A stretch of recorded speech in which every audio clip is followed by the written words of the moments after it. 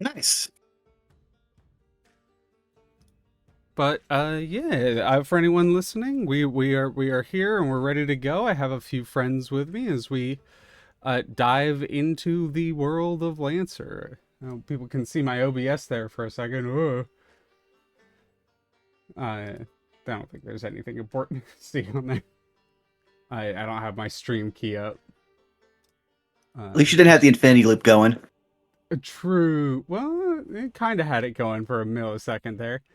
But yeah, no, we're back at it. We're on for some Lancer combat test. I'm here with Seris, who will be the focus of this, as well as Zan and Vaughn, who have both been on the Lancer one shots on Connor's channel, and I'm thankful that they're here to get a little practice in before we get back to it. But to give Saris a little bit of setup, and without too much lead into this, very casual, very unofficial. This isn't like a traditional one shot stream or anything. If anyone feels like they, what, I'll do it like this. Do any of you want to shout out something you're doing, as you are my lovely guests here today? The four of us have a big combat encounter this Sunday. You should check it out. Yeah. Oh, that is true. Yeah, a few spooky domains of dread boss fight in Those Who Wander. Very excited for that on this upcoming Sunday. Didn't mean to interrupt you. No. Yeah, I'll be watching every version of Sith the Wolf fight from Dark Souls 1 I could find on YouTube. Hell yeah. Zam, were you going to say something? Oh, no, you're all good. Alrighty. Well. Yep. You're all good. Do your thing. all good. But yeah, so we got that. I have my friends here, and without really any further ado, Seris, or today, would you like to give us an idea of who you'll be playing for this little combat test? I guess my question is, when you ask who am I going to be playing, what information would you like me to provide? I think you can go for like a physical description. We can go for a pilot call sign if you'd like. Anything else you'd like to reveal, that's on you. That's of your volition. But call sign, physical appearance, and then kind of the vague idea of what your mech looks like. So, Scrapper is a 5'1", very androgynous figure with a completely shaved head that is adorned with some tattooage of the very artsy kind. No particular shapes or symbols, just clearly giving the energy of this person went into a tattoo shop and said, "Make me look pretty." Yeah, fuck me up, fam. Yeah, basically, right? Clothing wise, again, kind of gives you that attitude of someone who's kind of put their shit together themselves. So we're talking like denim jacket covered in patches, sewn together, patched together, pretty simple undershirt, and then some black pants to match. That has kind of got some haphazardly sewn like zippers and shit all over it. And their mech is got a very similar vibe to it. It is a monarch, but it seems to have been put together mostly by stolen and trashed parts that have been refurbished. I was going to say, you have a lot of monarch pieces. The one thing you are really missing is the chassis, the actual like chest piece of the frame. That's really hard to come by. SSC and the KTB like guard it zealously, but you've been putting together a monarch over these. Is it years, months? Yeah. Oh, we're talking years, but yeah, I mean, I'm sure you understand that it's not exactly easy to come by like high quality parts. Mm-hmm. Do we see you like fixing up the mech or that kind of thing, or are you like in the cockpit? Do you like hang out in there? What do we honestly see probably giving it some tweaks, doing some upkeep, just pretty routine stuff. is as you're kind of doing that, there's a little like bloop on your console, your comp con that indicates a message just came through. I'm gonna give it a peek. Yeah, kind of swipe it open. It's an audio log that comes from a friend of yours who goes by the name of Birdseye as their pilot call sign. Hey there, Scrapper. It's good to see you, or I guess hear from you in this case. I just wanted to give you a heads up. There's a Harrison Black site that got completely wiped out by a few mercs. It looks like the KTB has kind of moved in on the area and is cleaning up the scraps. But legend, quote unquote, says that there's a monarch went and crashed there. You might be able to find that last chassis piece you've been looking for if you go digging through the rubble. Scrapper's just gonna smirk at that and just I'm able to respond, right? Yeah. Yep. Well, roger that. Why don't you give me some coordinates then? All right, sending them your way. Might see me in the air there. I'll try to run some interference. But keep safe out there, ungrateful. Will do.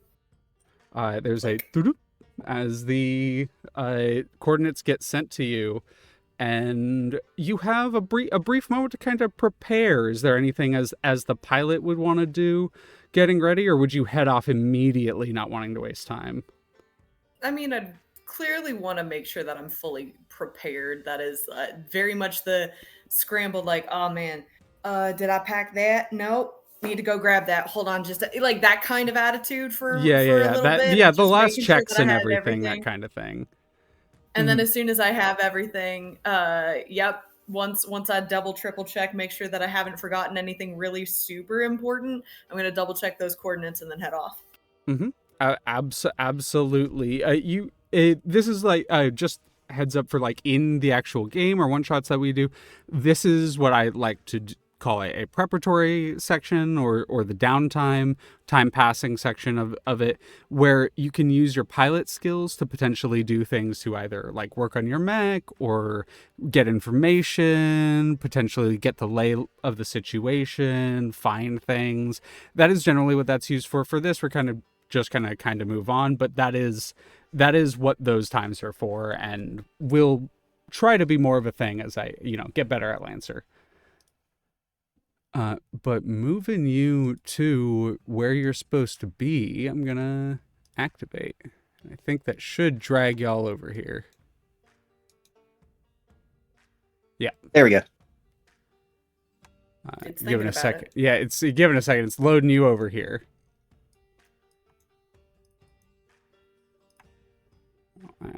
I'm actually gonna hide them because you can't see them quite yet. But you're gonna be here, top left corner.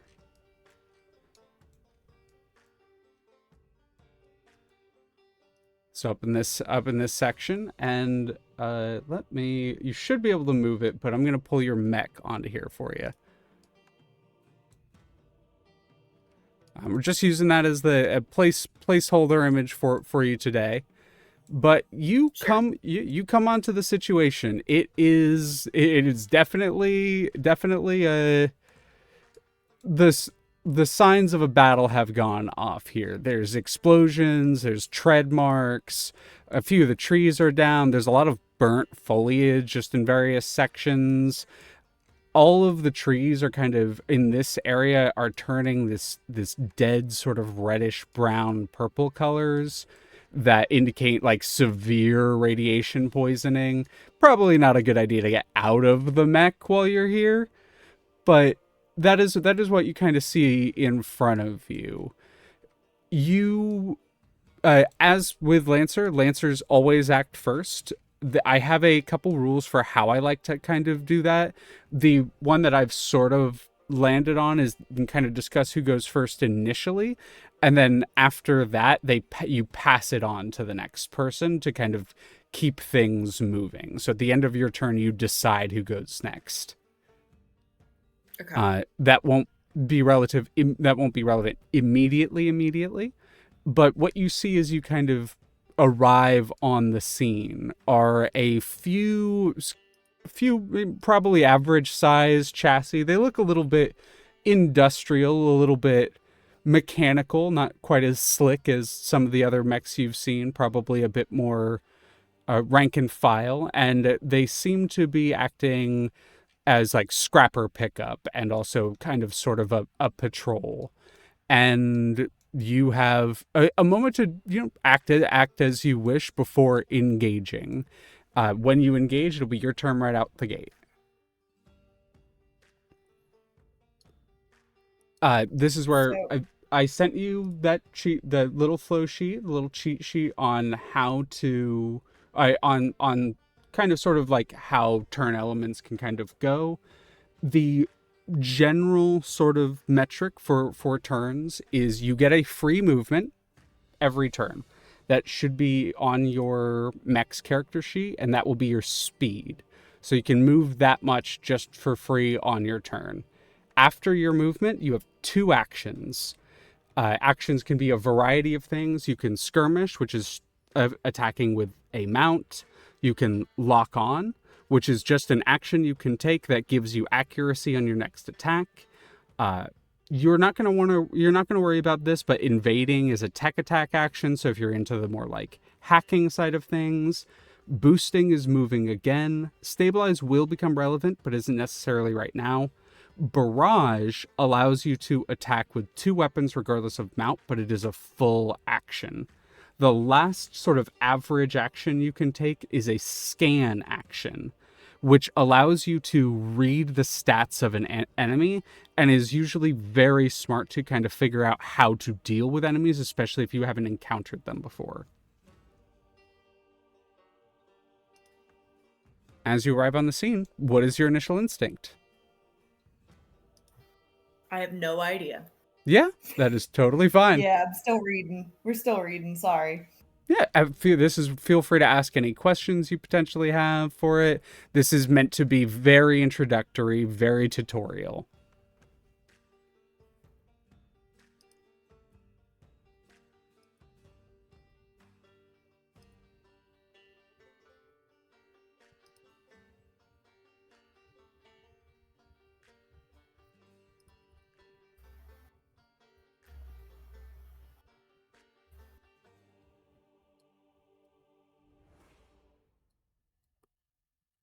While Seris is kind of taking a read, taking a gander, Vaughn, how you feeling about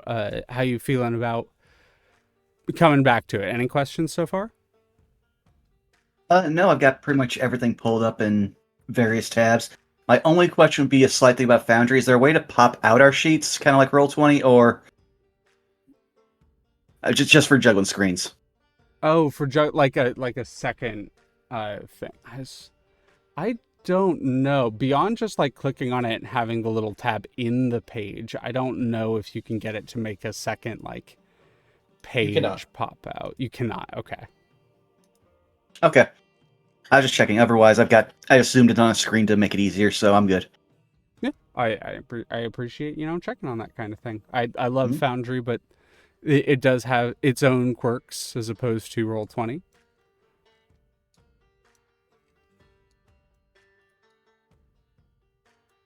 Seris, how you doing over there? Any questions? I'm still reading. I'm sorry. It's gonna be a minute. You are all It's you are gonna be all quite a good. long time. The flow chart I sent you is a guide. It is not meant to, you don't have to read all of that before doing actions. We'll learn as we go.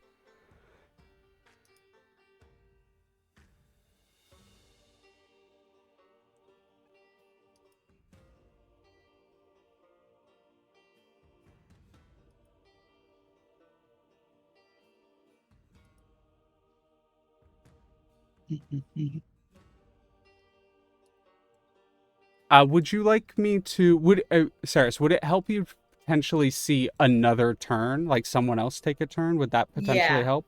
Okay. At a similar time that this is happening, I'm going to, and this is a quick question for you, Zan. I think for this, it makes sense for you to be able to play Shrike or Greg. zombie, as they've been called in the one shots for this, and you can just keep them at the license level that they were at when we last left them, with the assumption that like this is set in the past, but you maybe had that equipment, lost it, and now have re-gotten it as you're part of the Albatross, just for the sake of keeping a narrative contiguity. But for you, Vaughn, you were part of this battle. Not necessarily at this specific section. You've been kind of on the run. Harrison had a nuclear black site where they were housing something of great import to them that has since been taken away after the whole clash with the SSC forces. SSC has moved in, and you've been kind of on the run from them for a little bit. You've been fighting almost nonstop. Whenever you get a chance, you've been taking scrap and like repairing your mech as best you can. Where on this map do you feel like you would be hiding out? Let me just zoom out a little bit. I think he'd probably be in the opposite corner to Seris, somewhere close to where that little site is. Oh, so you're like deep in the radiation zone, like where the actual like shit went down. I suppose that makes sense. That would be you feel like people would look for you be less likely to look for you there. Is your mech size 1 or size 2? I can't remember. Size 2. Size 2. I don't know why the tokens do that sometimes, where it's just like, yeah, this is a size 2 mech. But it doesn't actually do it for some reason. Yeah, for the sake of just a narrative thing, we could say this is where Zeke finally found a operational enough Saladin to salvage his Noah class in HP. I mean, I think you had a Saladin before this, correct? Yeah, but it was what we were going with in the previous thing was a kind of damaged and piecemeal. So I think at this point he's probably kind of like fully gotten it back before he's gotten taken in for gladiating. Yeah. I was gonna say this is. I think it could also make sense for this to have been right before it breaks down. You were still not. It hasn't broken yet. Like you said, it was kind of piecemeal, etc. So this might be before that, but it's up to you. However you want to do it. Right. But you've been, getting ready for whatever, probably them to find you, something to happen at some point. And it's kind of as you're doing this that a signal would come through your sensors, some sort of perimeter breach that was activated by an old Harrison weight trap, and because you're still on like Harrison signal waves, it kind of comes in through you. You don't know if the SSC forces or the KTB forces that are floating around the area, you don't know if they've been alerted to it, but you have been alerted to something tripping a perimeter sensor that wasn't here previously. What do you do? All right. I would say as his first action before he moves, he will use a quick tech to activate his core shielding system. Okay. And then once that's going, he will take 1, 2. Flavor-wise, we get the of the mech loading up, turning as you fire the mech up proper, and that is like a whole turn. But then into the turn proper, as you step out, you see that there is some sort of large defense mech that has been positioned on this side of the bridge. That as you kind of come out, kind of turns to face you. All right. Having noticed that, he will then let me move over to my sheet where it'll hopefully let me. Yep. He will then level his respect pulse rifle that he's made into a bit of a sniper rifle onto his shoulder, rack in the first round, and then he will use the quick tech option for covering fire to mark that current enemy. Alrighty. Don't forget to target them if you are going to attack them for anything. It just makes it so that Foundry does all the math for you. Okay. How do I do that? If you hover over them and just press T, it'll target. Okay. There we go. Yeah. Alrighty. It is currently targeted, and they are, I believe, as a result of that, they become impaired. Correct? I'm checking here. Yep, they are impaired until the start of the next turn, and if they decide to take a move, let's see here, more than one space, they can clear the impaired. But I believe I get a shot off as a reaction if I choose Correct. so. Yes. They get to. You get a shot off as a reaction, and so that was a quick action to, you said activate shields, and then quick action to covering fire. Yep, and that's all my actions for my turn. Okay. As you go, then an enemy goes after you. The perimeter guard, the large mech that you're kind of facing down, finishes turning towards you, and it is going to level its big mounted rail cannon towards you, and it is going to take a shot. Let me check edit something that. here. 5.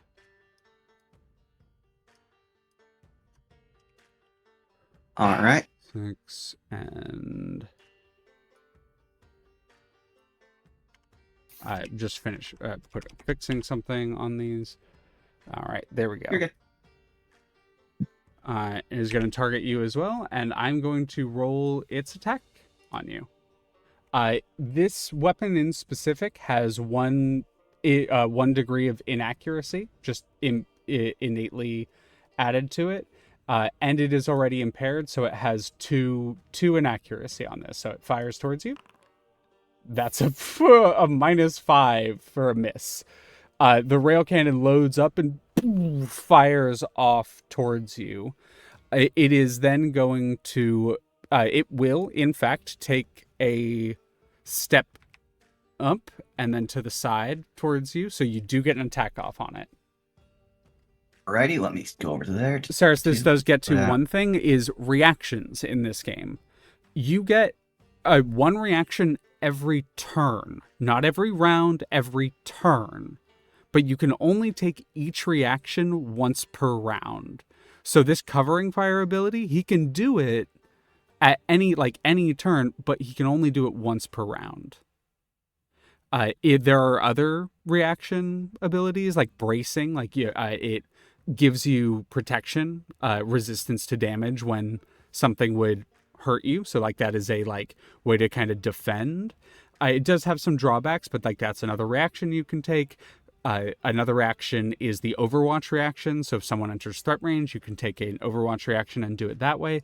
A lot of different reactions in this game. The game is a bit more of a back and forth even during turns than other potential war games or TTRPGs.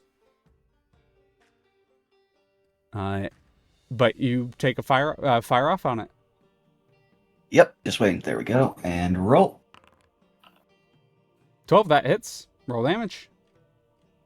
Dokie.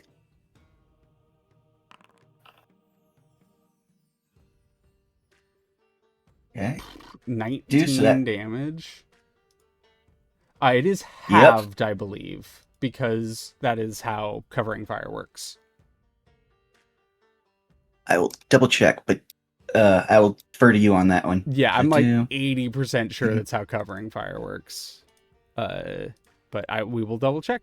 Heavy gunner, covering fire. You may attack with a ranged weapon, heat or burn. You may make this attack for half damage, heat or burn. Okay, then I will take the half damage. That is for half damage, heat or burn. Yeah. It is the trade-off for allowing you to reload as quickly as possible. So it would be 9 damage, and this thing does have 3 armor. So I will. It is going to resist that. And I do want. Is there a way? Yeah. Because I do actually have a weapon mod, so I just want to check. Is there a way to see if I rolled any ones for that? I believe weapon mods do generally already apply. Plus, you also, if you click on the damage, it drops down, and you rolled a 5, a 6, and a 5.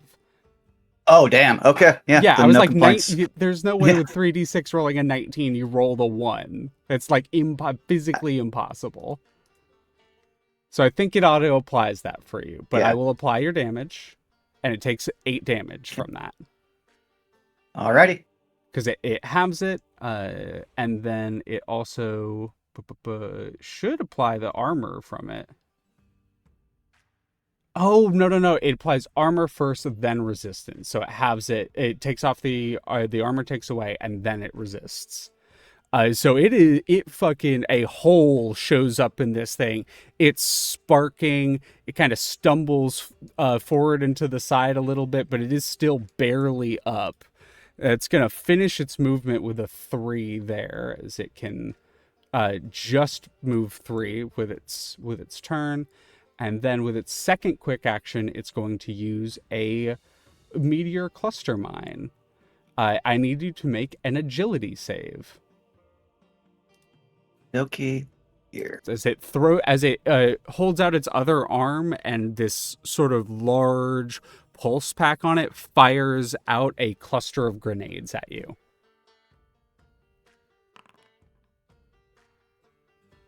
A 3. All right, you take 1 AP damage, so just one flat armor piercing damage, and you are slowed until the end of your next turn. As these little tiny grenades just all over you, one at a time, just slow, like just more like destabilize where you're at than anything. Mm-hmm. Alrighty. Sounds good. As that is their turn, moving to Seris. Or Scrapper, I should say. While you are in your mech, you in the distance hear like the sound of fire going off, like an exchange of very loud, heavy guns. What do you do? So I cannot see much of the map.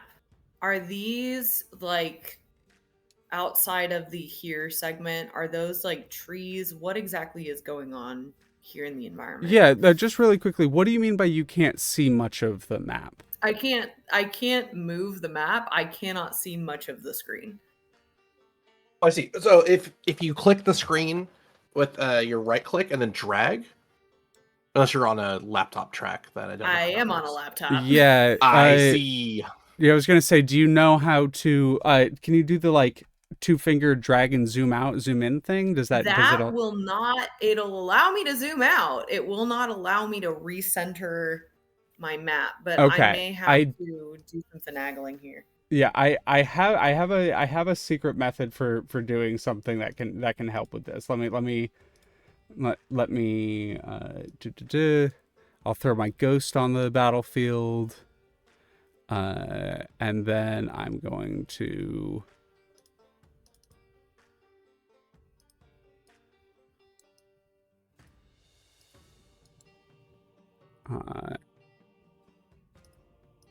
no, that's just toggle target state. Oh, I know there was I had figured it out last time I did this, where I could do like a ping thing on a specific enemy and it would drag vision towards it, but I'm trying to figure out how to do that now.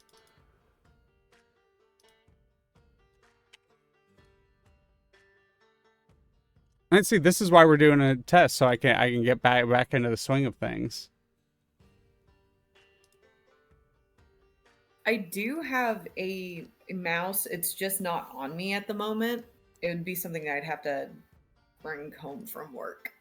Yeah, no, I totally understand. A mouse does make interacting with this easier. I just want to really quickly look up something while I'm remembering.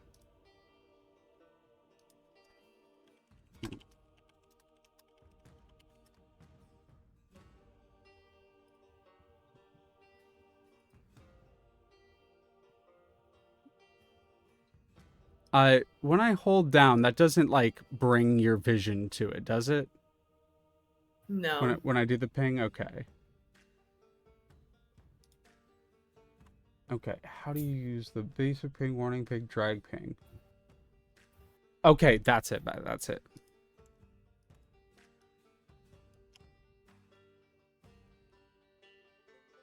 That's so right.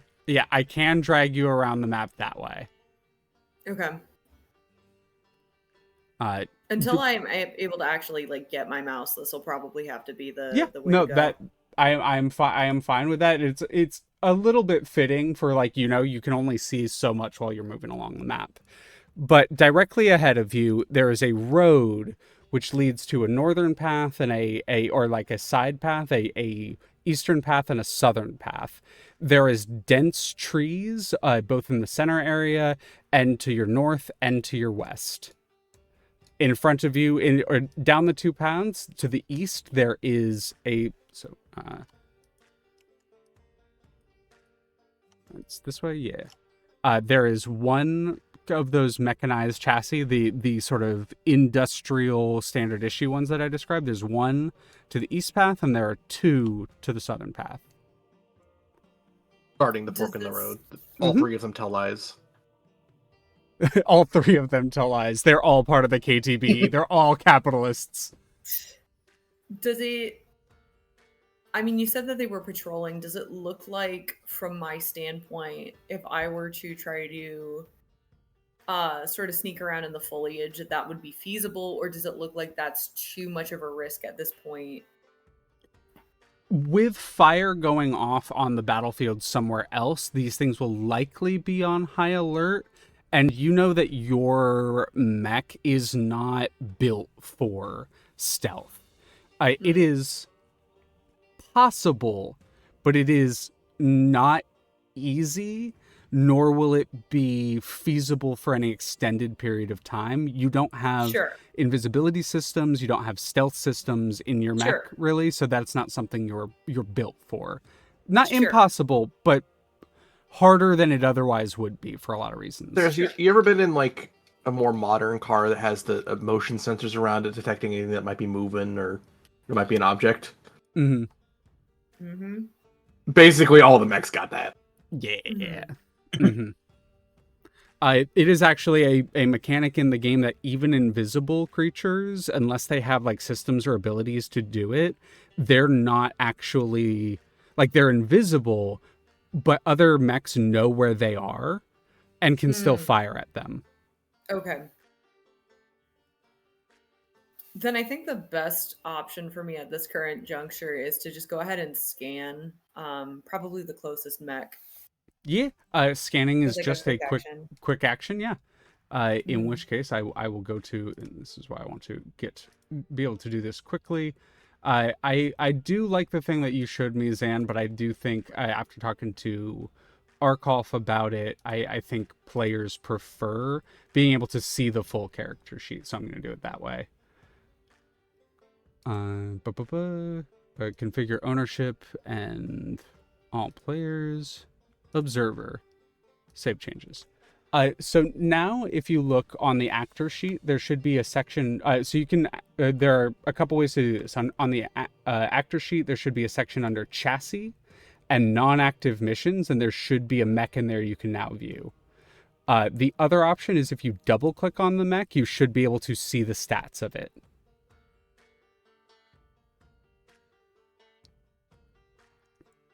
Second option does not work, so I will have to use the. You said they're a non-active. Just because of where I put them for the sake of the test, it would be chassis non-active missions. Okay. And it would be the mechanized kits unit. Okay.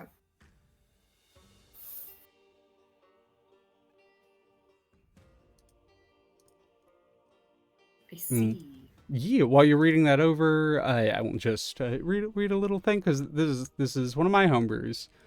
Mechanized Cerebro Impulse Transmission System, also or more well known as a KITS, commonly pronounced as KITS, are prototypes and forerunners to much of the modern mech warfare, stemming from an era prior to the Lancaster and even the oldest true frames and chassis. They originally lacked much of the modern CompCon, NHP, and integration systems found in true mechs and are barely operated above the most basic RPVs. Ostensibly grunts. This is my grunt mechanic. Gotcha. Cheaply made, mass-produced, very simple construction chassis.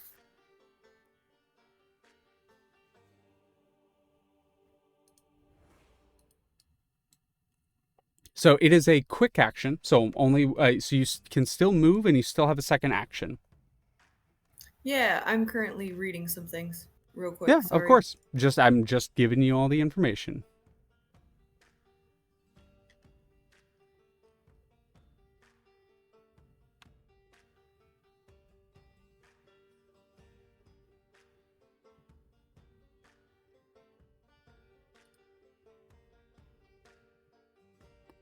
One helpful thing is when you're on the measurement tool, you can then, while you're measuring, press space and it'll auto move your character there. Right now, I'm Oh, no. just measuring stuff. I'm trying to figure out what I want to do here. Oh no.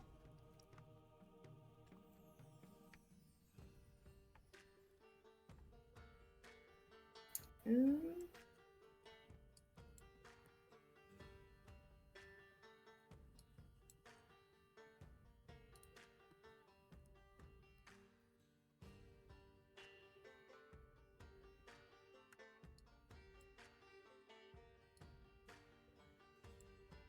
So here's a question. Mm-hmm. Because each of those hexes indicates a number, Mm-hmm. how far for a ranged attack is the number on the range the equivalent of the number of hexes, or Yes, correct. So if the number of hexes on your various weapons are how far you can fire that weapon. Okay, cool. The Then numbers I'm gonna on the go- battlefield are how high these things are, because elevation does matter in this game. Yeah, I did actually figure that one out. But so what I'm gonna do then is I'm gonna go ahead and do a skirmish Mm-hmm. and attack as my second quick action. Absolutely. So hover over who you want to attack, and then just press the T button. So my question for you, because it says I'm doing a read. You're Yeah. able to use it with anything that's not super heavy. Mm-hmm.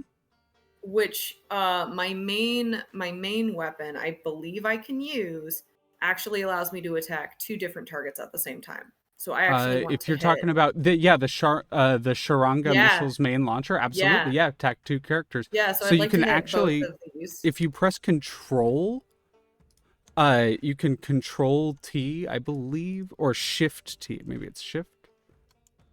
Yeah, if you Shift T, you can actually target 2 characters at the same time. Okay, cool. So you can Shift T over one and then Shift T over the second, and then Cool. fire at them. And all you need to do is click the dice roller, the D20, next to the Sharanga missiles. And then just hit roll. And just click, yeah, it just hit roll. Should account everything for you. One's a hit, one's a miss. Okay. Roll damage on them won't really matter, but just for the sake of walking through it. So we in the chat messages section, there's the roll damage there.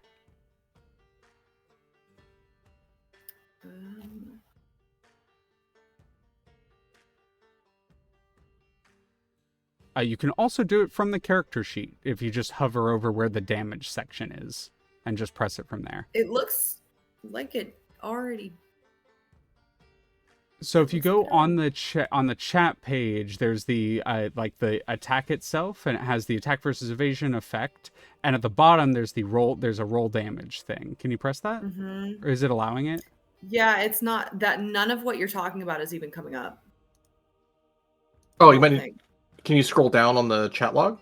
Yeah, the chat log. I don't think I can. No. Not without my mouse, it doesn't look okay, not without mouse. Got it. Well, this is good to know how much it is limited without mouse. Well, I will roll the damage for you. Yeah, sorry about that. No. This is why we do this, to learn. Do 3 damage to 1, and I will apply as it takes structure damage. It is dead. One of them explodes from the missiles. Amazing.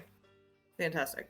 And that is your that is a quick action, and you still have movement.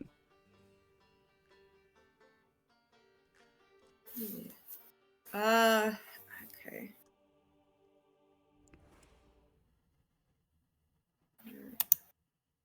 You go. All right. move. Awesome. On their turn, it is now the kit's turn. Enemies move all in the same. If they are of the same enemy type, they all move at the same action. It encourages people to use not the same enemies more often, just because so it doesn't bloat actions or turns. Kits are I designed them specifically to all act as much as possible with one. So they're both going to turn towards you, and they're both going to target you. One is going to use a quick action to lock on, and the other will fire their core chassis cannon at you.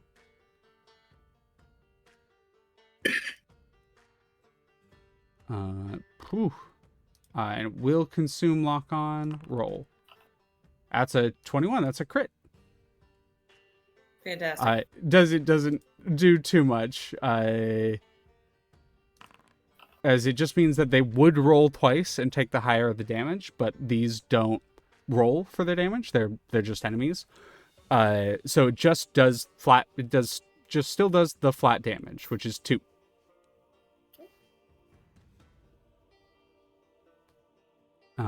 And that should apply to you. It should auto apply when I press that. The one that just fired will then lock onto you again, and the other one will now fire at you. With the same thing. They are using their coordinated assault, so they do have accuracy on this because they have another person firing on you.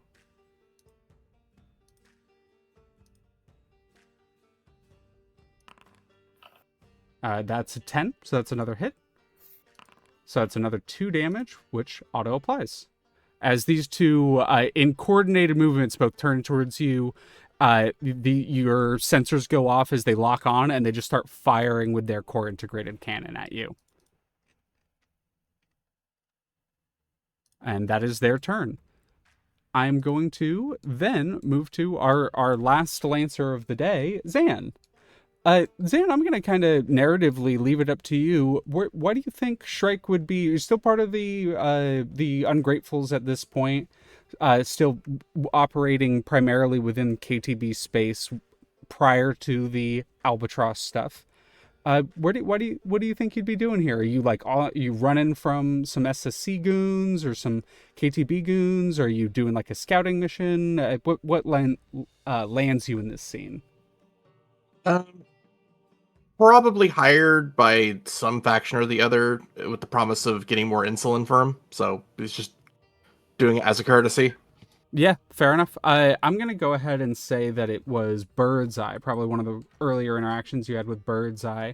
Kind of similar to how they called up Scrapper, gives you a call and is like, hey, got another ungrateful going to check out a Harrison Black site. They could use some cover in case they get some guards. I got another package of insulin back at the base for you if you do it. Copy that. En route. And zooming in, you actually, as you're making your way there, and I'll have you come in on the yellow side of the screen. So I will drag you, shift over here, coming in from this entrance. If this still works. Yes, it does. Heck yeah. And as you're rocketing in, one of the various flying guards, airborne guards of the area, notices you and rockets out of the tree line, and they're going to be over here, and woof, appears from a cloaking field and begins to chase you down. What do you do? Let's see. We will begin with a quick action, I suppose. We are going to quick action use the flex mount, and let's see. First off, let's see how far you are away. Alrighty. So I need to actually move. So quick action, we're gonna move. Or sorry, we're just gonna move for free. Yeah, that's right. Come on. There we go. Then we are going to fire the flex mount, which has 2 pistols in it. Alrighty.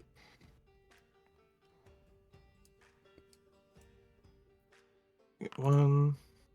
That's a hit. That hits. For a mighty 1 damage. Alrighty. Next shot. Hit. Hits. I forgot the target. I should probably be targeting. Get back used to that. There we go. 3 damage. Then 3 damage. Awesome. we have an auxiliary pistol, which I can fire once per turn for free. I will use. Hits. For 2 damage. 2 damage. All right. You notice that this thing, it has these sort of projected shields that auto apply. It does have one bit of armor. So the first bit of damage, you kind of pings off of that, and seeing that, kind of cursing to yourself, the bane of Shrike's existence armor, you begin to fire more concentrated bursts, dealing a total of 3 damage to it. Okay. Let's see. Then we are going to overcharge, giving myself 1 heat. And knowing that this thing has got armor, we will instead make a regular mount attack with the assault rifle.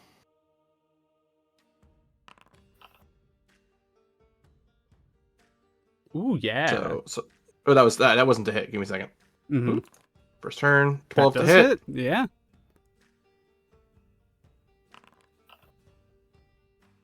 So for 2 damage. 2 damage. It brings up its shield as best it's like projected shields as best it can, but still you're pinging away, tearing at the little bits of it. Mm-hmm. And because this is the first turn that we did the overcharge, we get that free assault rifle shot, because he's got 2 different assault rifles and 2 different mounts. Hell yeah. That's a hit. That's it. You notice that despite like looking very flowy and very like sprightly, it's actually not an extremely evasive mech. Seems to depend more on protection than evasion. All right. As That is blows 5 through- attacks against it. Yeah, as blows through with another 3 damage on that one. It's sparking. It's quite injured at this point. Its armor being the literal only thing that's saving it so far, as with the 5 attacks, it has blocked 5 damage total, and it is only alive for that reason. And now that it is very injured, it's going to, on its turn, now that I am acting for it, it's going to use its Dispersal Dust, which is a single-use ability. Oh, it was charged, but now it's... There we go.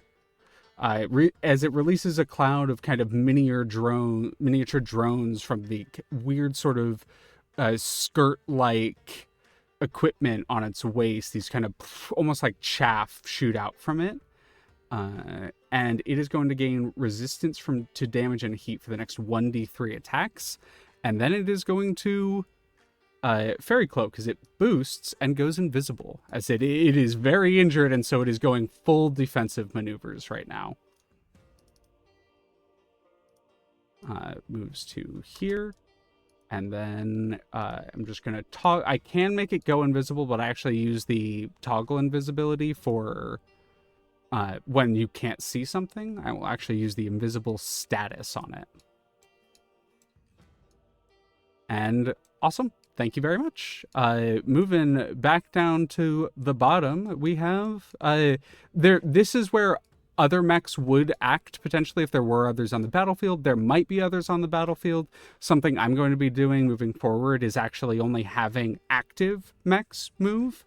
So not keeping track of just general bloat of various mechs that currently aren't within sensor range. So Vaughn, it's back to you at the top. All right. Well, then. And we're just going to go in a returning order on this one, just for the sake of keeping things simple. Well, then I am doing out.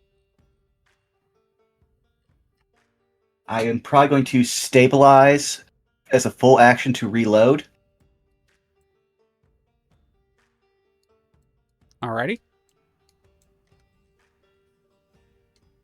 And the only other thing I could do, especially since I'm not moving then, I will do let me click it. Protocol steady aim. Protocol steady aim. Alrighty. And I believe that's all I can do for this turn. I think advanced options.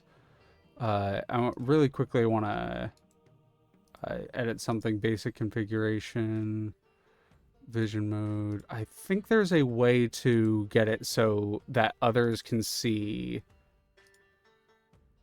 your resource. There we go. Resources hovered by anyone. Update token. So now when you hover over your thing, you can see HP and heat. Okay. Just something I'm doing on my end. So that is. Are you taking a quick action to do the? Not the steady aim. The covering fire thing. I didn't think I could. I thought to reload it would take all my action for stabilize. So it would take an action for stabilize, but you can still. And so this is where we get to the overcharge mechanic, important mechanic for this game. Mm-hmm. You can still overcharge even if you stabilize. Like overcharging is it gives flat 2 heat on the first one, and then scaling heat up, but it would allow you to take that extra quick action on your turn. Okay, then I will. So let me mark that on my sheet to do. Where are you? Heat. So yeah, So flat. if you do the overcharge, I think it's 1 the first time, it's 1d6 the second time. That's it. Oh, well, I see overheat. Trying to find a button for overcharge. Overcharge. There it is. Below burn save structure HP.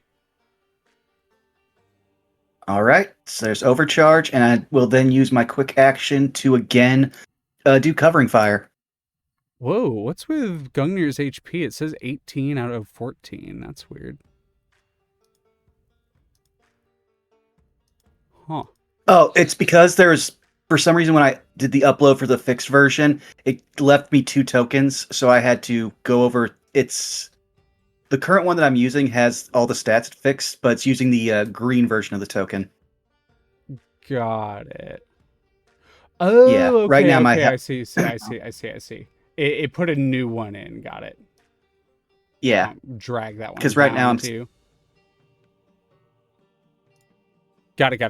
But yeah, that makes sense. We'll get that all fixed up next time. Yeah. But cool. Okay, that makes a lot of sense. For the sake, we'll just keep it for the sake of ease right now. Okay, overcharge. Again, this is why we do these. Moving, it is now going to be the KTB unit that you are interacting with, Vaughn. So it is going to, it's going to go now. It's going to do the same. Actually, no, it's going to move. Oh, no, you fucked it up last time when it moved. Enemies don't quite understand what like covering fire and that kind of thing is. That's something that I've always kind of run. It, as a result of being damaged last time, will use its end body as a protocol. I forgot to put in that it is a protocol, but it is a protocol. After this, it gains overshield equal to the number of lancers +1, so that's 3 + 1, so it gains 4 overshield. I think because it has the end body, it's a little braver.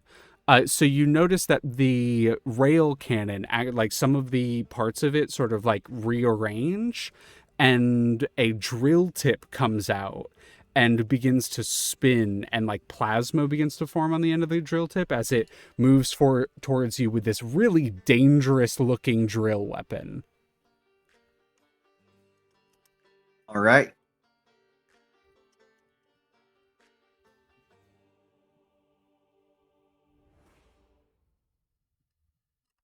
So then when I fire again, my reaction? You would be able to fire again. You are going to be when it takes its first move. You are technically within its threat range, so you will have 1 inaccurate on it.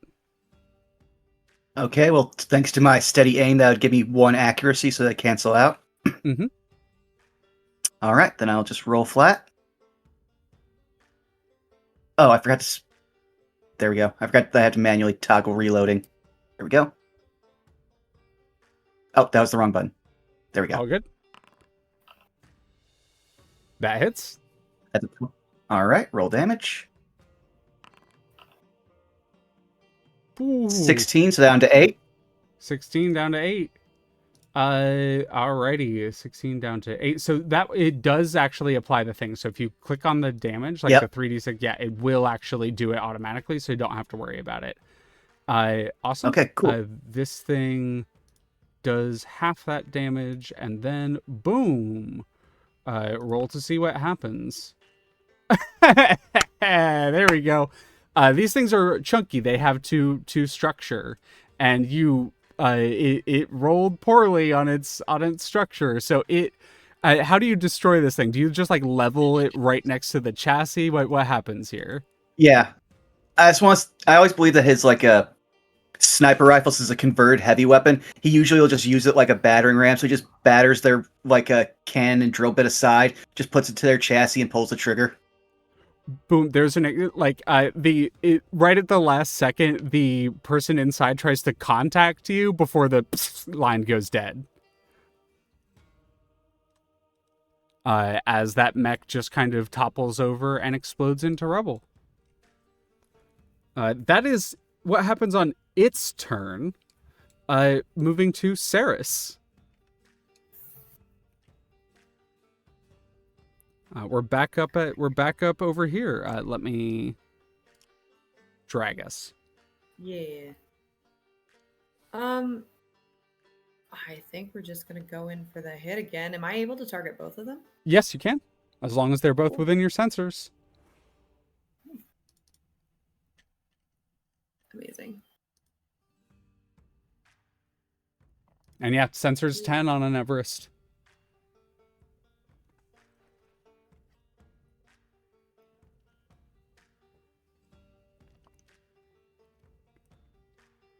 Yeah.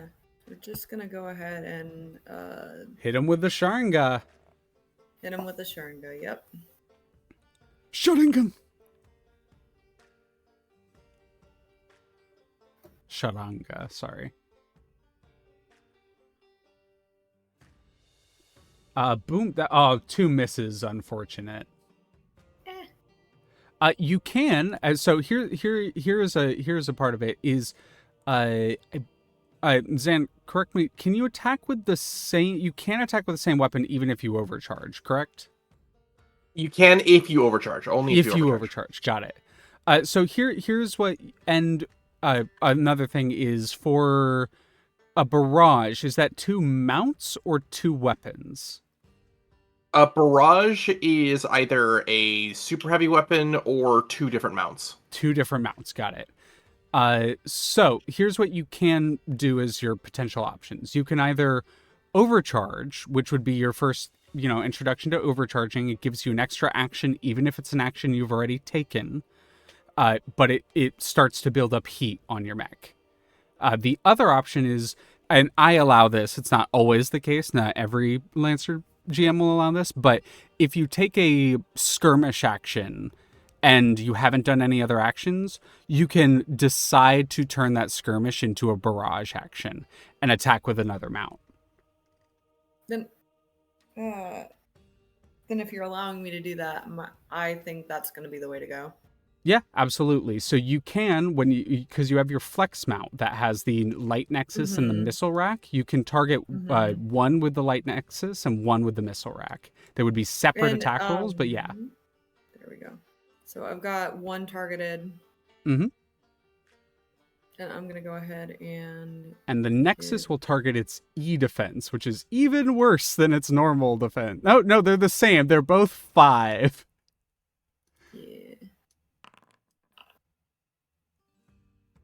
Alrighty, I'll roll damage for you. I need to not target you with your own thing. That would really suck. 3 damage as that one is destroyed.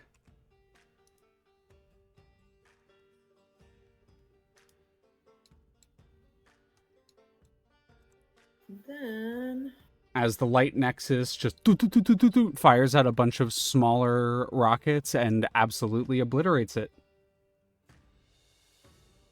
I can't really see too well, but I am gonna move. Okay, yeah, hold up. Should be able to. Yeah, I meant like I'm actually trying to zoom out. Oh, but gotcha. it's not letting me do that. So we're I just wonder if gonna... I wonder if I zoom out and press shift if it'll zoom out for you. Yeah, it seemed to have done that. Let's see if I can But I'm do just that gonna go again here. a little bit more. And that's action and turn. How's you should that? be able to zoom in and out with page up, page down, or the plus and minus on the numpad if you have one. Oh, yeah. Numpad plus and minus do seem to work. That's good to know.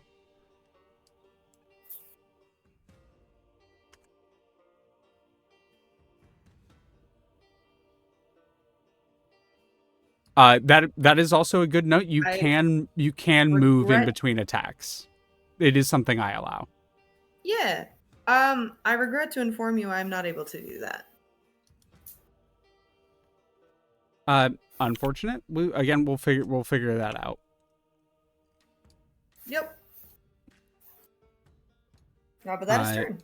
Yeah. Are you targeting the other one with your other mount, or with the other weapon in the mount? So here's a mechanic that I don't know if we fully went over or fully explained. When you attack with a mount, you get to attack with all of the weapons in that mount, so you don't have to pick one or the other. That was not that. That is, and I'm looking at a thing in front of me. That's also not explained on the thing that is in front of me. Yep. So good to know. Yep. It is not that is one of those that's buried in the Lancer rule set. But yes, when you attack with a mount, you can attack with both of the weapons on it. Well, it is no longer on my screen, so I would like to do that. Okay, However, yeah. Is it on your screen now? There we go. Okay. There we go.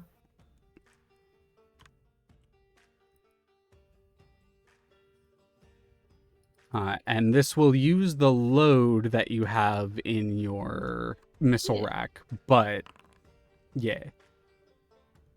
That hits. I will roll damage as it besplodes.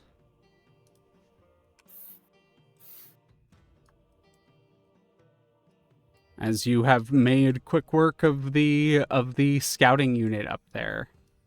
And begin to make your way down. Is that your turn? Yep, that's my turn. Alrighty.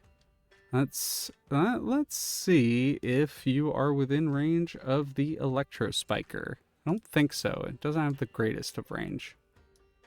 Yeah, no, it's pretty short. It's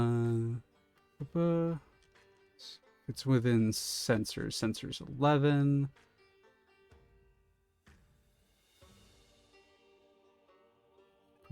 Deploy. Yeah, that's what it's gonna do. Your sensors pick up on a scout mech of some kind that's positioned over here. And I will shift move.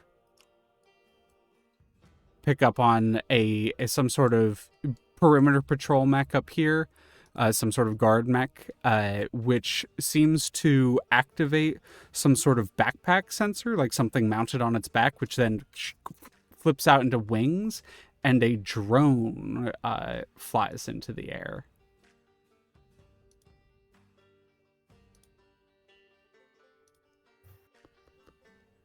There we go. Deploy drone. Blah, blah, blah. Any free adjacent space in front. On the choice as a turn, may use one of its abilities or make a basic tech attack to move up 3 spaces. Okay, it's going to use its second action to have it move as it deploys a drone, and the drone is going to start heading in your direction.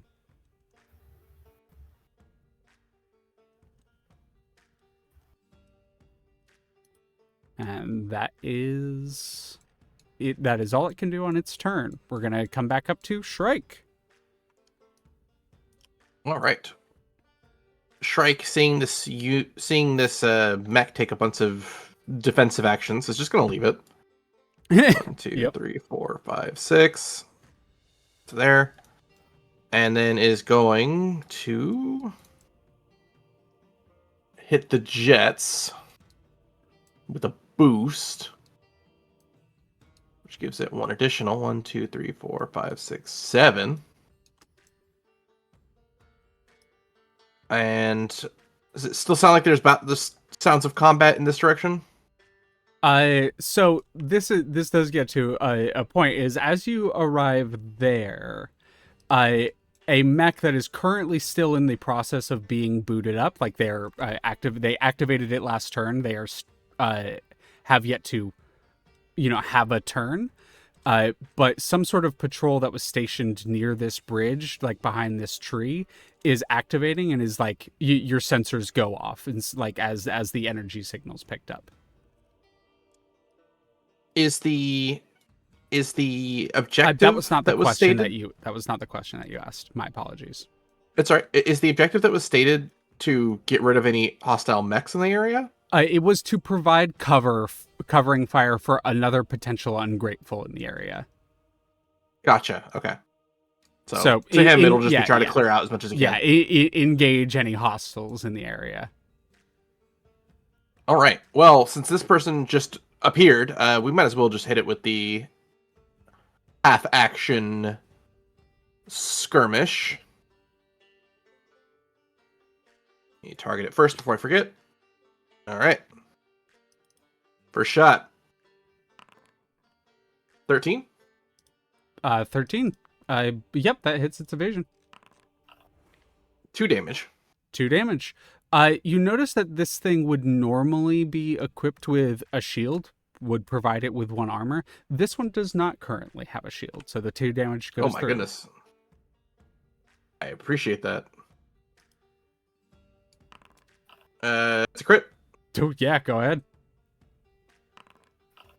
For 3 damage. Absolutely. And free pistol shot.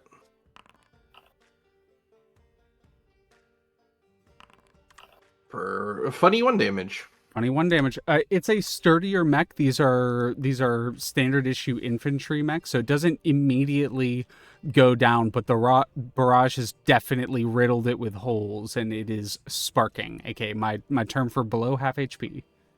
All right, that is boost and skirmish. So that is Shrike's go. All right.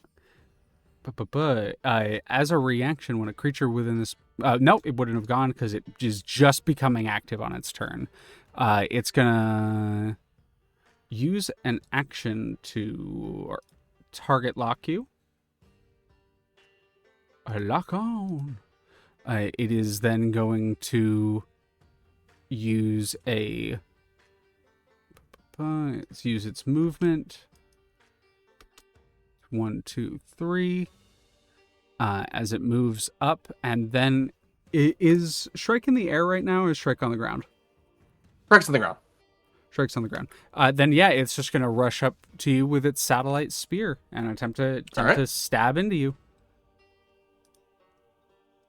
It's gonna use its lock on. That's a 19. All right, we're gonna weave. All right. Automatically misses. It tries to stab out at you, and you dodge out of the way. And because it misses, we're going to use Acrobat as the reaction. Hell yeah.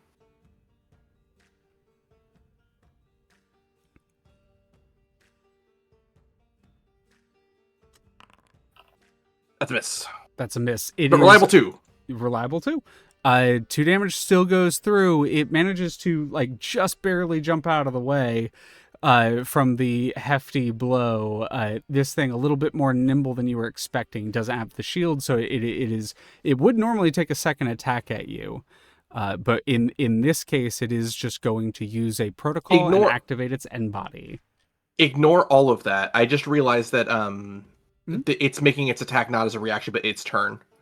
Oh, yes. We've only used it in response to a reaction. I thought this was a reaction at first. Yep, Ignore all that. That makes total sense. I will take its extra damage back. It will activate its end body and gain a little bit of an over shield, and that will be its turn. You got it. Sorry, you still do damage because the weave wouldn't have. Oh, yeah, we wouldn't have gone.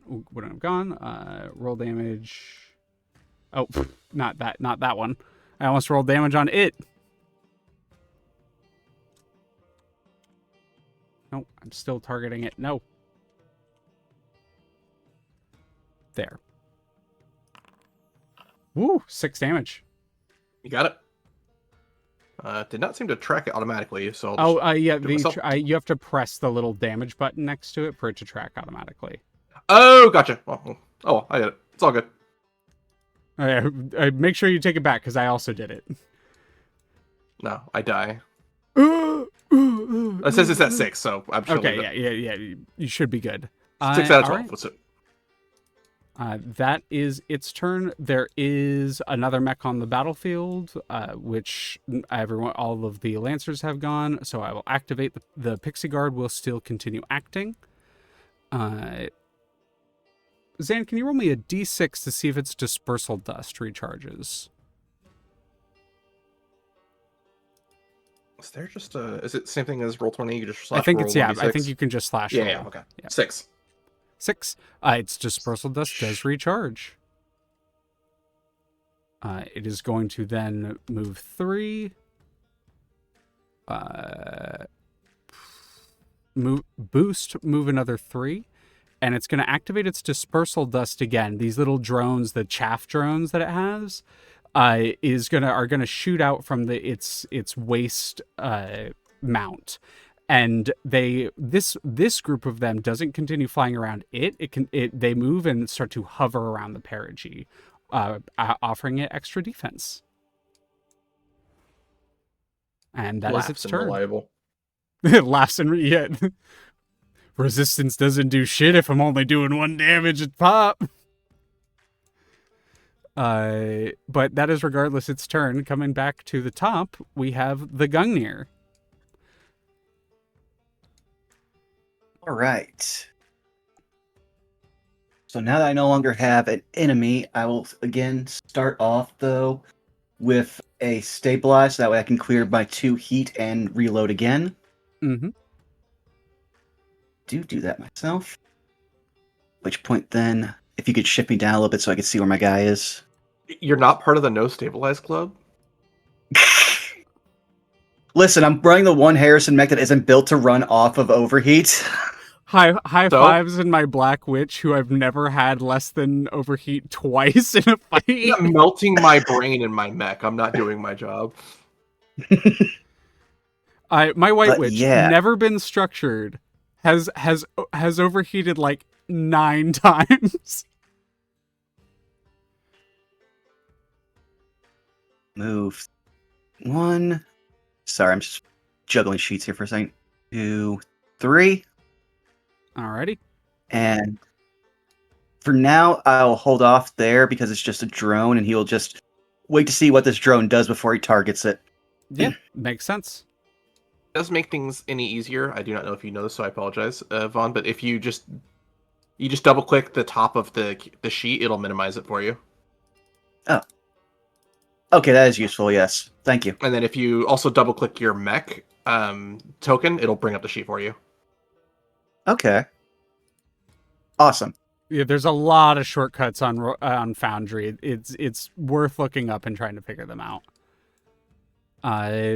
Moving to there, I'm going to have the Tricitrus go, which is the drone mech. It's going to use a tech action to move the drone, and you notice that the drone is not actually headed in your direction.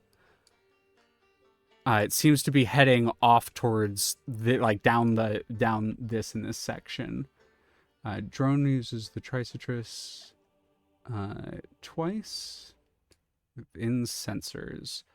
It is then going to use a held action. Yeah, it's gonna quick action, hold an action. Actually, no, because this is how it works. So the drone stays where it was. It uses a quick action to ready. Its second action, it uses a quick action to, first action, ready. Second action, the action it's readying. And then it seems to hold, seemingly waiting. Seris, you're up. Sorry, Scrapper. All right, where are we at?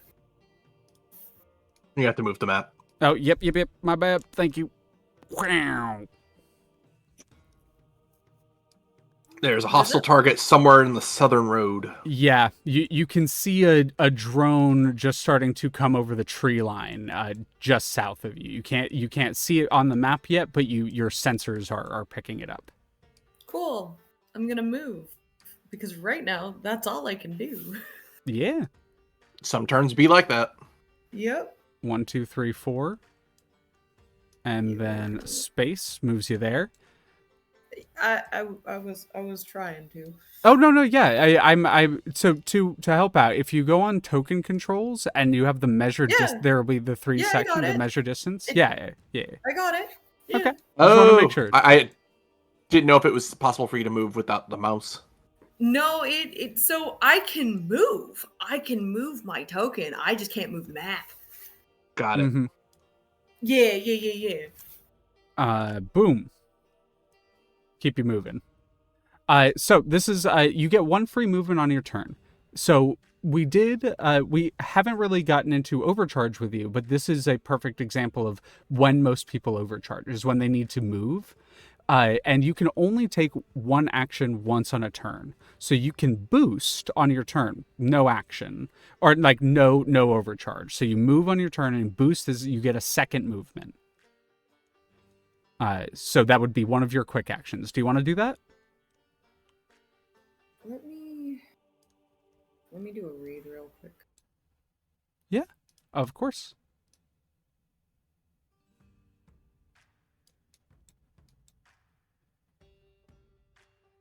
Okay. Yeah, I think that's probably what I'm gonna end up doing in this case.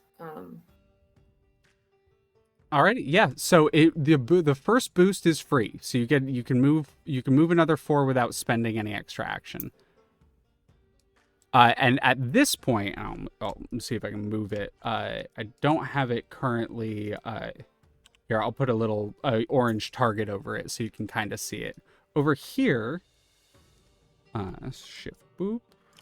Right here is a drone that you see lifting over the tree line. Now, If you wish to move a third time, you actually can, but you would need to overcharge to do so.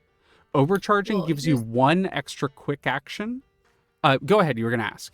You were going to say. Here's what I was going to ask, though, is because given what Scrapper knows, there's also something else here. Mm-hmm. Does that look hostile? I mean, looking over here, this seems to just be a barrier put in place to keep you from easily moving. It will need to be destroyed to move along the bridge normally, but does not seem to be actively hostile. Neat. The other thing I will also let you know is the GMS Everest has, and this is something to keep in mind, is you have a few extra abilities.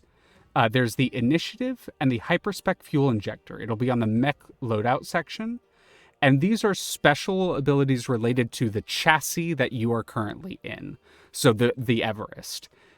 So the Initiative would allow you to take an extra quick action as a free action. So without anything. So if you wanted to like quickly shoot a gun or take a boost and not have it mess with your turn, you can do that once per scene. The other thing you can do is you can activate your Hyperspec Fuel Injector, and it gives you a boost as a free action every turn. So if you wanted to like get schmovin', that would be the way to go. Mm-hmm. And that's just hitting your core button. It doesn't cost an action to do anything. It's just something that you can do. If it costs an action, it'll say it costs an action. Sure. So you've moved, you've boosted. What do you want to do? Well, you said I would need to destroy this thing. Yep, that is an option. So there is the barrier in front of you. There's the drone over here. Your the drone flying over the trees, and then your sensors are also alerting you to some mech over here that will likely fire at you. But you don't think you're in firing range yet. You still have a quick action and an overcharge. Yeah, How I far was are- thinking about. Sorry. How far are your sensors? Sensors Sorry, there's on a Everest. there's a yeah. stat that says specifically your Yeah, sensors. I gotta pull it up. 10 on the 10. Everest. Yeah. So they actually wouldn't see the mech. Oh yeah, they wouldn't see exactly, so they can't target. But I'm for the sake of ease, you are aware of it being there. Gotcha.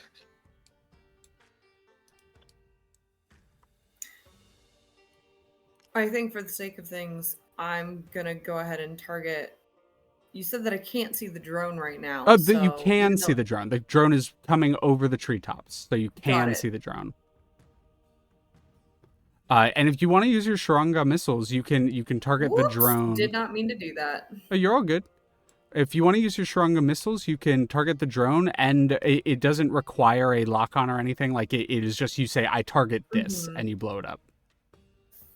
Yeah, I was thinking about doing that. Yeah, absolutely. It seems to make the most sense. Well, you go ahead and roll. That hits the drone. Would I also be able to target the barrier as Yeah. well? Yep. Yeah. Yes. Yeah. Absolutely. Cool. Barrier gets bloated. Let me draw polygon. Draw freehand. There we go. Barrier gets bloated. And roll damage on the drone. I would love to. Oh, I will roll damage on the drone. My bad. Oh. Thank you for reminding me. You're good. As the drone takes some damage, drones are kind of sturdy. They're little, are actually relatively big size. They're almost like straight up planes. That's how big drones are. So you hit it absolutely, and it is smoking, it is sparking, but it is still up. Makes sense. The Tricetris, or the other mech, is going to use its held action and its drone, and it's going to use its drone invasion on you. So I'm going to target you, and it's going to make a tech attack. They don't use special tech attacks; they just get to roll their systems. That's a 16, which I believe would hit your E defense. Yes, does hit your E defense, which is 8. So you get to choose. So I'll post this. You get to choose one. You get to become slowed and impaired until the end of your turn, or move 5 spaces in a direction chosen by the drone. Aimed at me. Yep, aimed at you. Go ahead and move me. Go ahead and move you. All right. It is going to move you kind of you're a little confused. It kind of moves you randomly, but dead down the center. And when you get to a very specific section right here, I need you to make an agility save on your mech. As a mine goes off.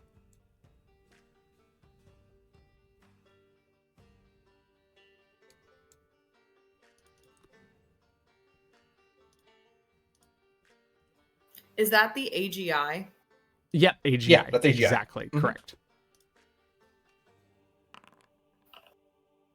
Ooh, That- crushed it. Yeah, that is a success. So you would take. Let me pull up my Barus, to make sure I know exactly what they do, because this is the deployed one. Hull save on a failure. Okay, yeah. So it is just no damage. Big explosion goes off, but your sensors click in at the last second, and you just manage to wrest control from the drone, kind of leaping backwards as an explosion goes off. And it does have an AoE. You succeeded on the initial agility save, so I need you to make a hull check. So another save, really quickly for me. Oh, double success.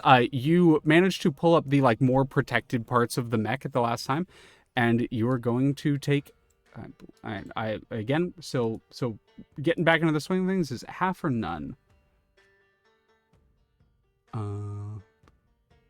It depends on the mine or the explosion. Yeah. I'm reading my specific mines for these. No, hull save for 3d1. So it is. It does not say half damage on a failure, so you take none.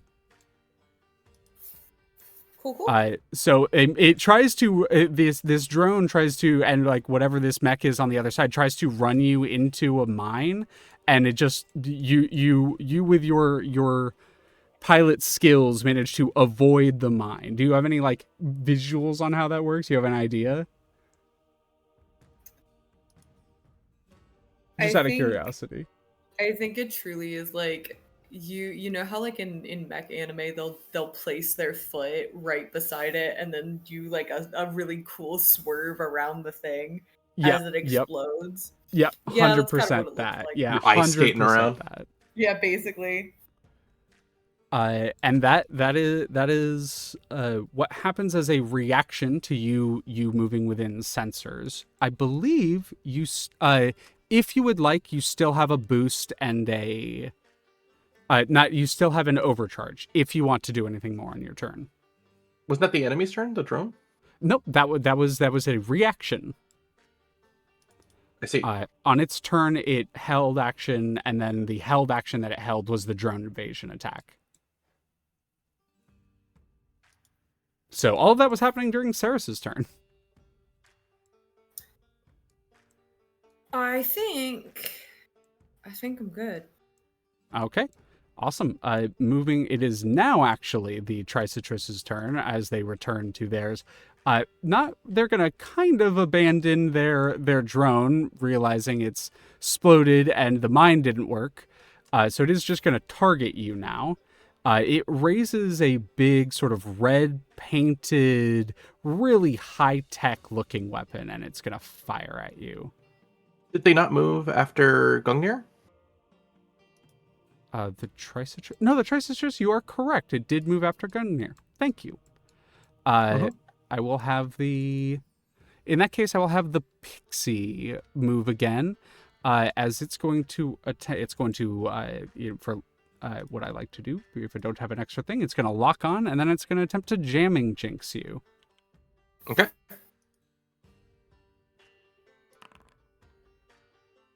Woo!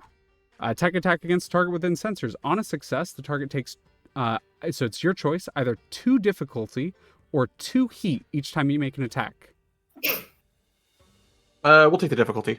Yeah, makes sense. Reliable. Mm-hmm. As that's what it does on its turn, it is then going to try to stay safe and move back 3. All right. As that is its turn, moving to Shrike. Shrike is going to immediately barrage the person next to him.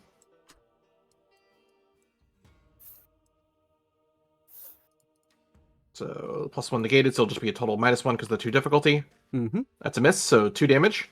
2 damage, alrighty. And auxiliary barrage.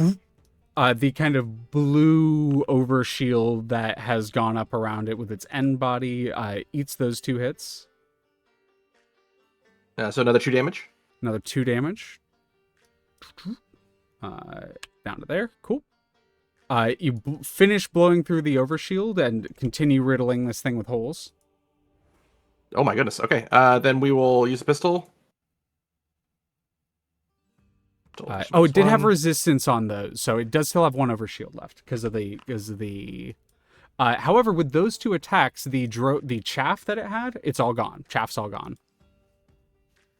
All right. Pistol damage. 1 damage. Hit for 3 damage. Yeah, that's a hit for 3 damage. 3 damage. We're going to overcharge. Have to. Mm-hmm. For this burst. Crit for 1 damage. 1 damage. Overcharge just gives you 1 extra pistol attack? I forgot to overcharge before the second pistol attack. So the first pistol attack was my free one I get from the Ox weapon mount. Got it. And then I was going to overcharge and do another skirmish. Oh, Got that it. Okay. is. Yeah. That strikes go. That is strikes go. With actually all of that, I believe, for the sake of calculations, might be one off, but for the sake of this, you blow the thing off the bridge. It has like 1 HP left, and you kind of see it stumbling. You fire the pistol at the base of like a loose stone on the bridge, and it literally topples into the water, crashing onto the rocks below Gotcha. as it goes down. It would act, but it is dead. So we're gonna get back to the top with the Gungnir. Okie dokie.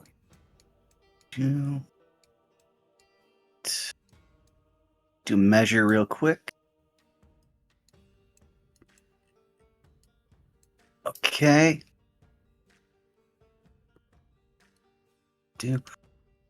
At this point, would I'd be able to have seen that the mech over here that was controlling the drone seems to be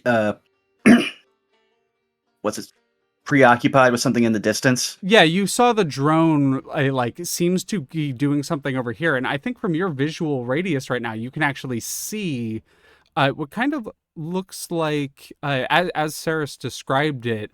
Do you want to describe the mech again, Seris, really quickly? This is your Everest. I mean, it is sort of this conglomerate of different parts. It looks like different models of, I guess attempt at Monarch style model mechs have sort of been in pretty relatively good form, sort of hodgepodge together to create this different mech.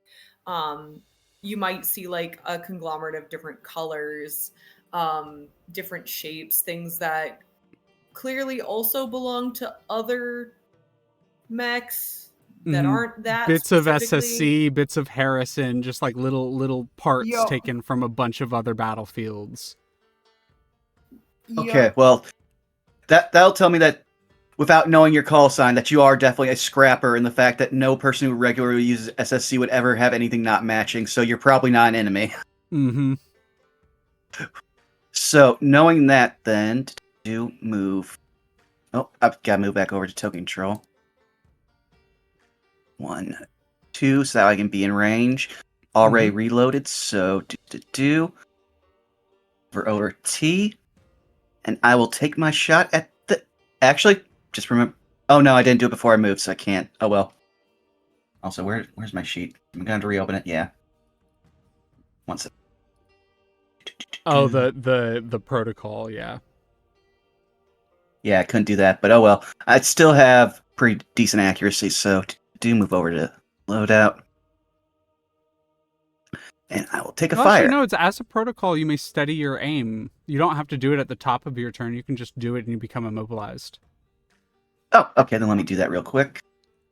You can move and then do it. Where are you then? There you are. Okay, now switch it back over. Load it up.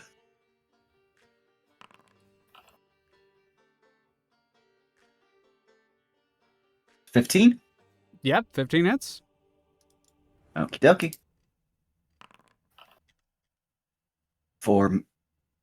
Oh, I also didn't use my reaction beforehand, so this is just full damage on it. Yep, this is just full damage on it. I believe that's just gonna fucking go through. Roll, see what happens.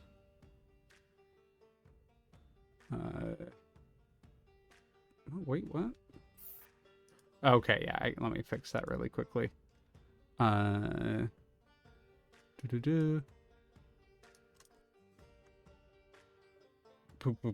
Sorry, just fixing something really quickly that I did not fix before. Oh, good. Okay, that should... No. There we go. Okay, now that should work. Ba-boom, immediately structuring this thing. And taking it into its second health bar. As with Lancers, when you hit 0 on your health bar, it doesn't go over, but with enemies, it does. As you blow through probably one of their shoulder mounts, like their whole shoulder, the arm kind of goes tumbling off. Or bits of the armor on the arm go tumbling off as it turns to see, another thing firing at it.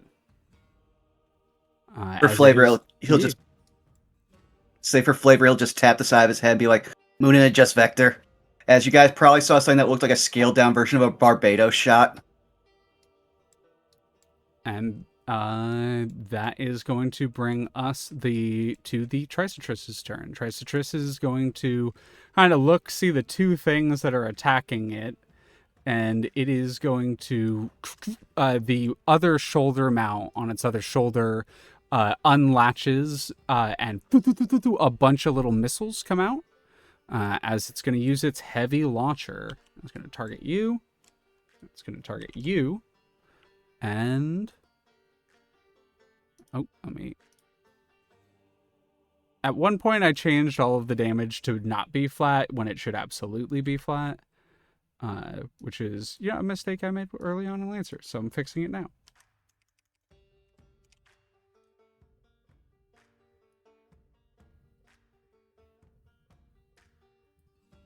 Okay. 3, 4, 5. There we go. Target the two of you, and then it's going to fire its missile pods.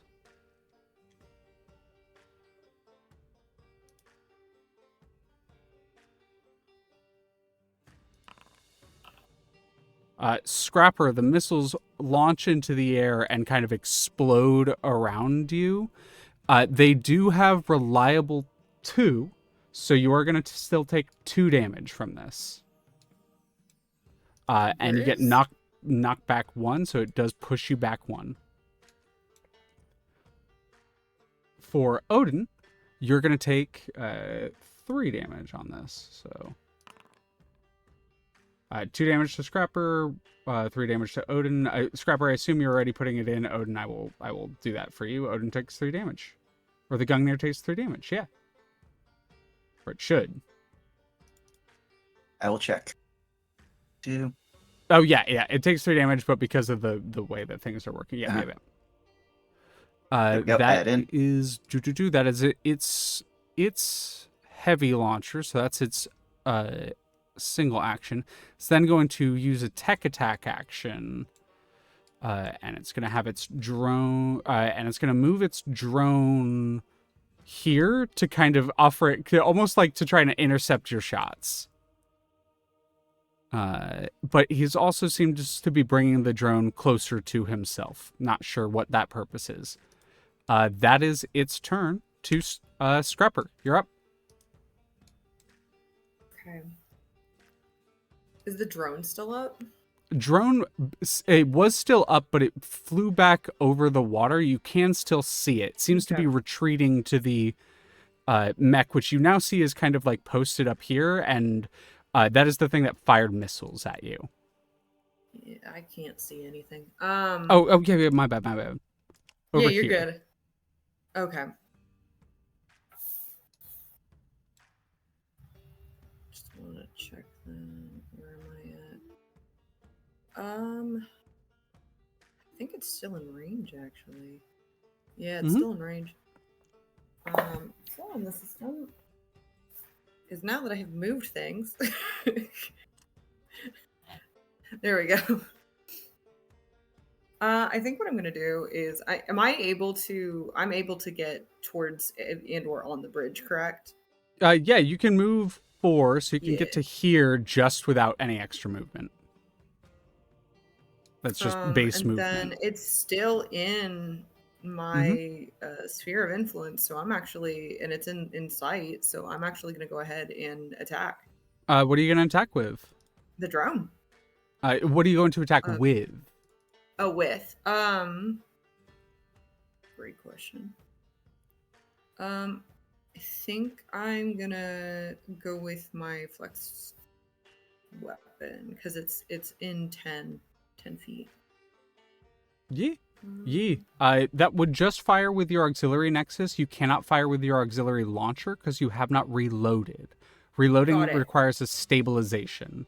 So it's probably Got better it. to attack with your Sharanga again. That makes sense. No, that makes And sense. you can target both the drone and the Tricitrus with that. Yeah. Is that... Yep, that's what this yeah, exactly. Got it.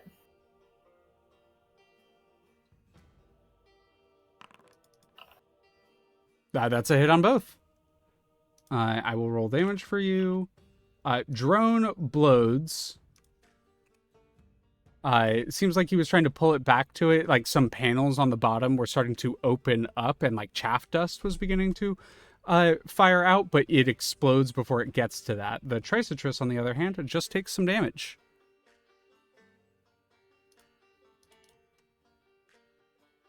As it's looking very injured. That is a quick action. You still have a second quick action. Or you can choose to overcharge, or you can choose to barrage if you'd like.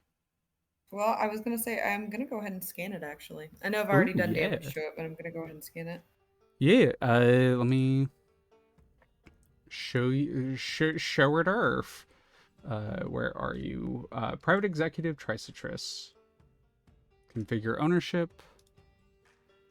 Observer. You should be able to see it now. Should be in the same section as the mechanized kits.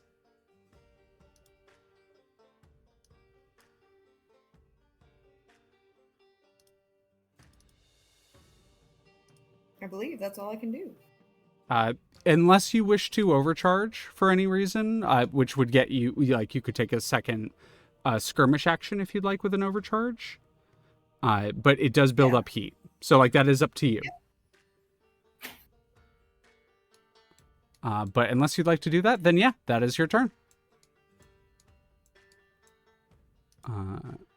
Which case, I'm going to move back over here to the Pixie. Pixie's going to move back up to Shrike.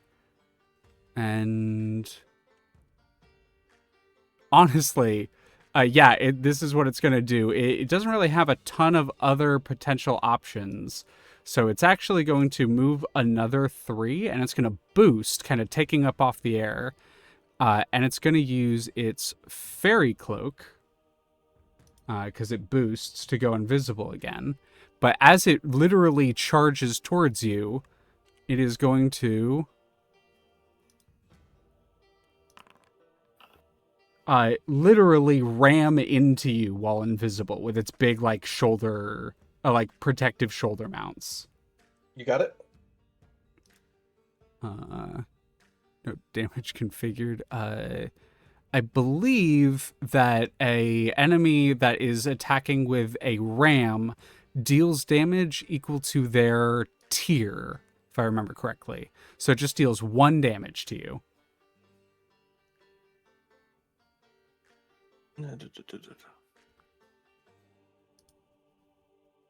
I'm also knocked prone and moved 1 space. Got it. Back from the attack.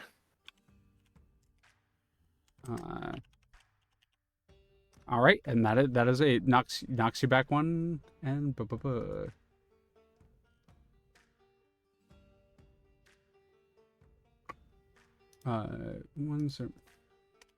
just looking something up. Damage Lancer.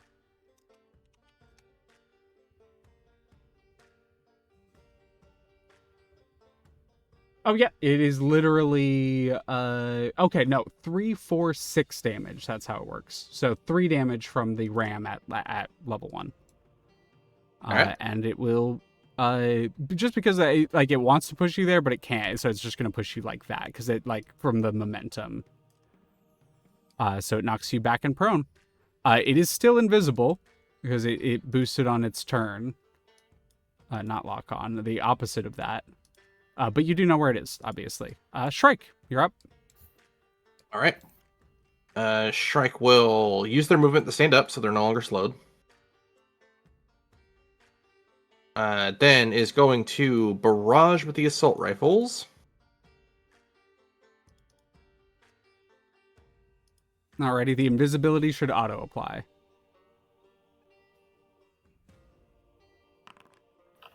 Crit Yeah, that hits. for 4 damage. 4 damage. That's actually enough to take it out with the first shot. All right. Ba-boom. Crushing hit. Blows.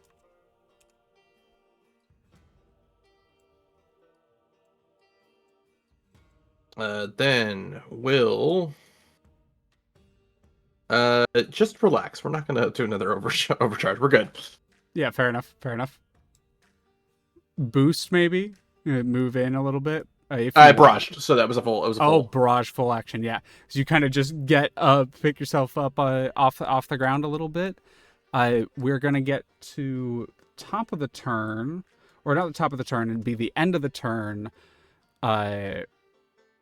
where all of you kind of like an alert goes off over a broadband system, just like a general alert. Units in the area. Cavalry deployed. Activating combat systems. And a drop pod. You can all like sensors go off and you kind of see a drop pod from a satellite is rocketing towards the area. And will arrive at the top of next turn.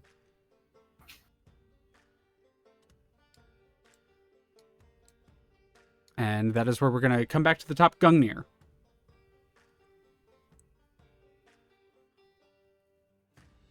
Well, seeing that the Tricitron seems to be engaged with Seris's mech, my guy will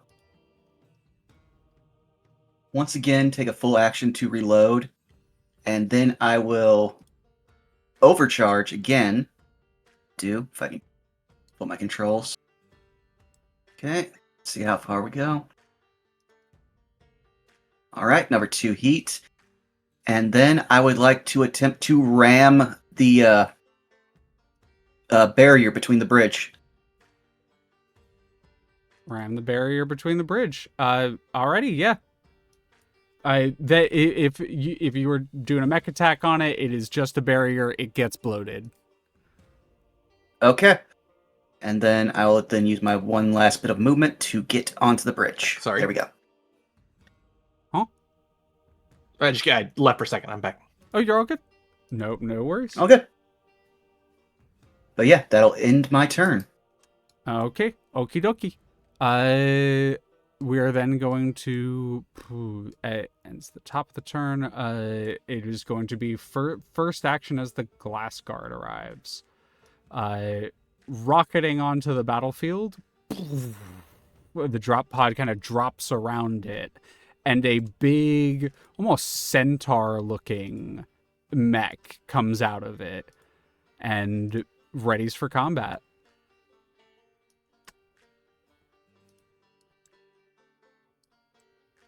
That is going to be, that is just drop pod turn, going to Seris. Mind bumping me over? Yee, I got you. Wow. All right, we're gonna Kind of do it right here so you can get a little bit of a middle view. We are gonna. Is that is a friend? That is a friend. You look over and you see you're from the KTB. You recognize KTB mechs. They're very, very distinct. They're sort of like a knights in armor sort of styling to them. Mm-hmm. This is very clearly a Union mech. Probably Harrison Armory from your experience with scrapping, just due to what the mech is. It's a Saladin, which is a HA frame. There is no reason for it to still be here, and 2, no reason for it to be allied with a KTB. Can I like free action be like, Hail, you heading in this direction, or are you gonna turn around and go somewhere else? A hail comes on your comms, Gungnir. Meanwhile, he'll just be like, I'm looking to get anywhere where this battlefield isn't.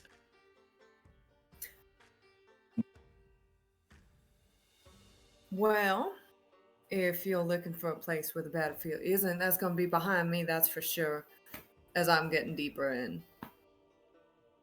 And with that, I don't want to say that we're at an impasse, but there's only so much farther I could move.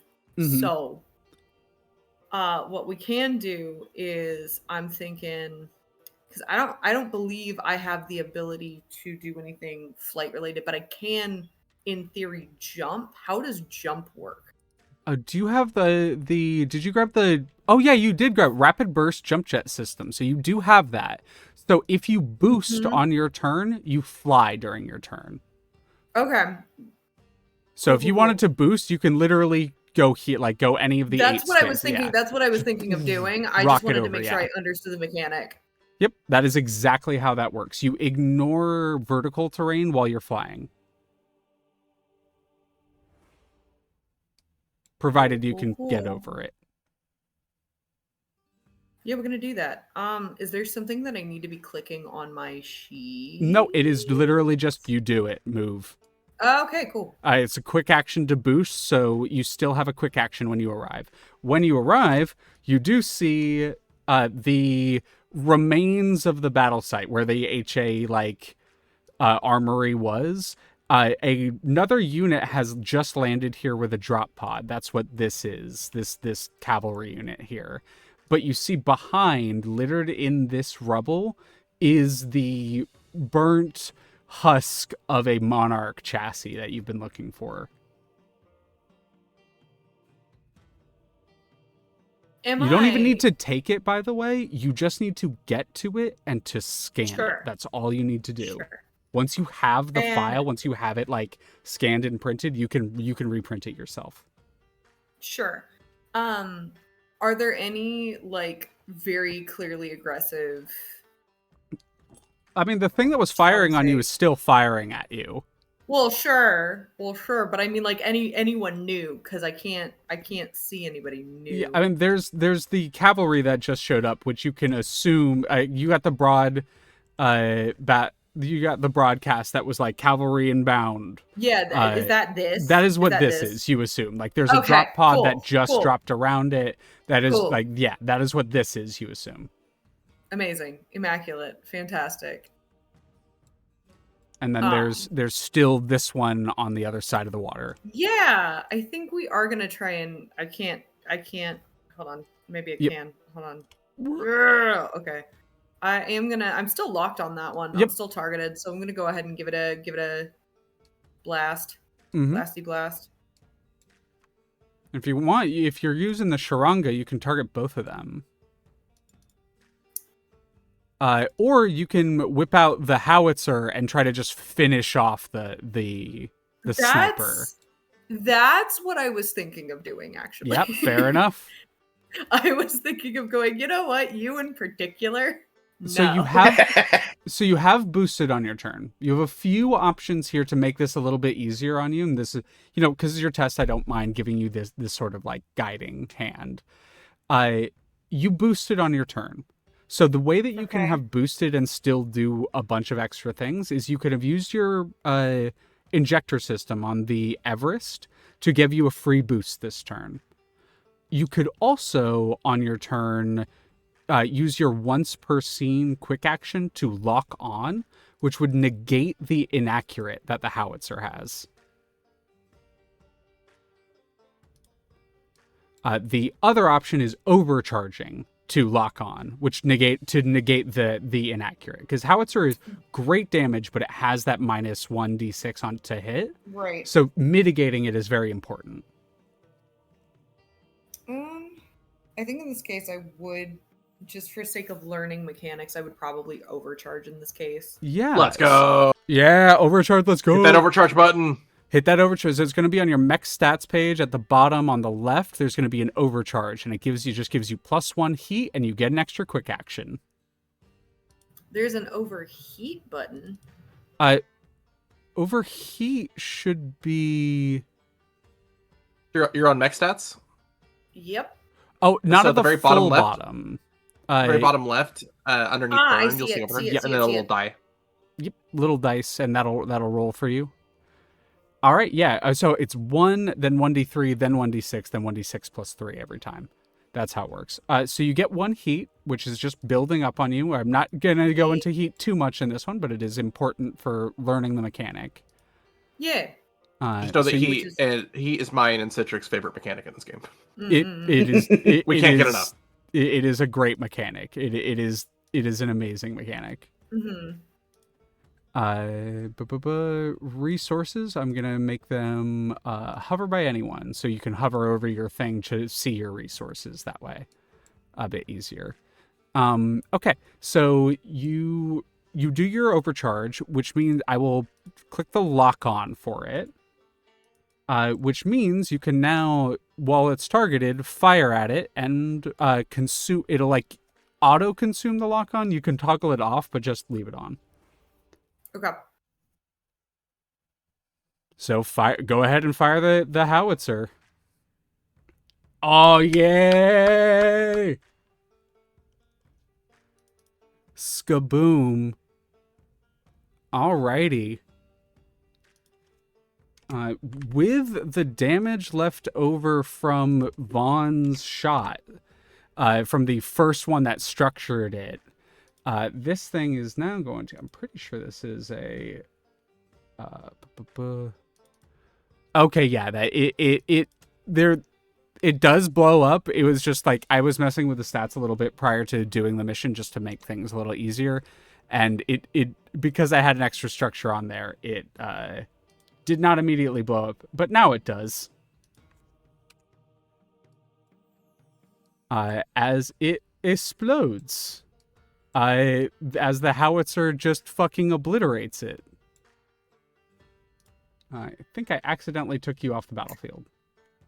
And unfortunately for you, Vaughn, your character would hear maniacal cackling coming from the mech right next to yours.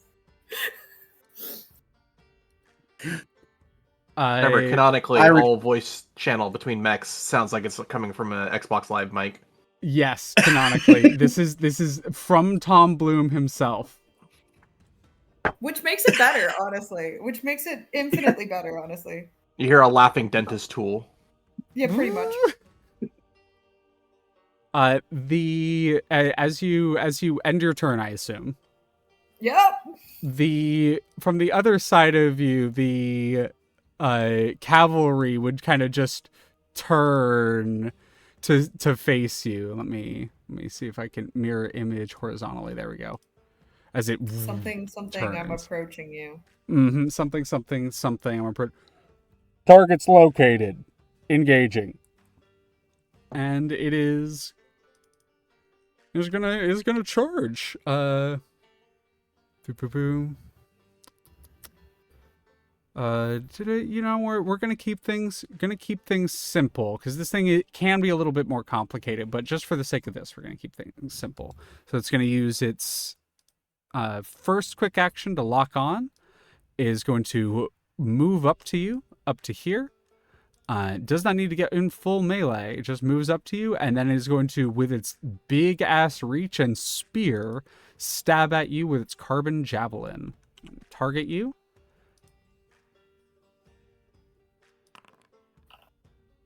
All right. We're gonna damage real quick. Fine. I'm able to react to this, right? Yeah, if you have a reaction.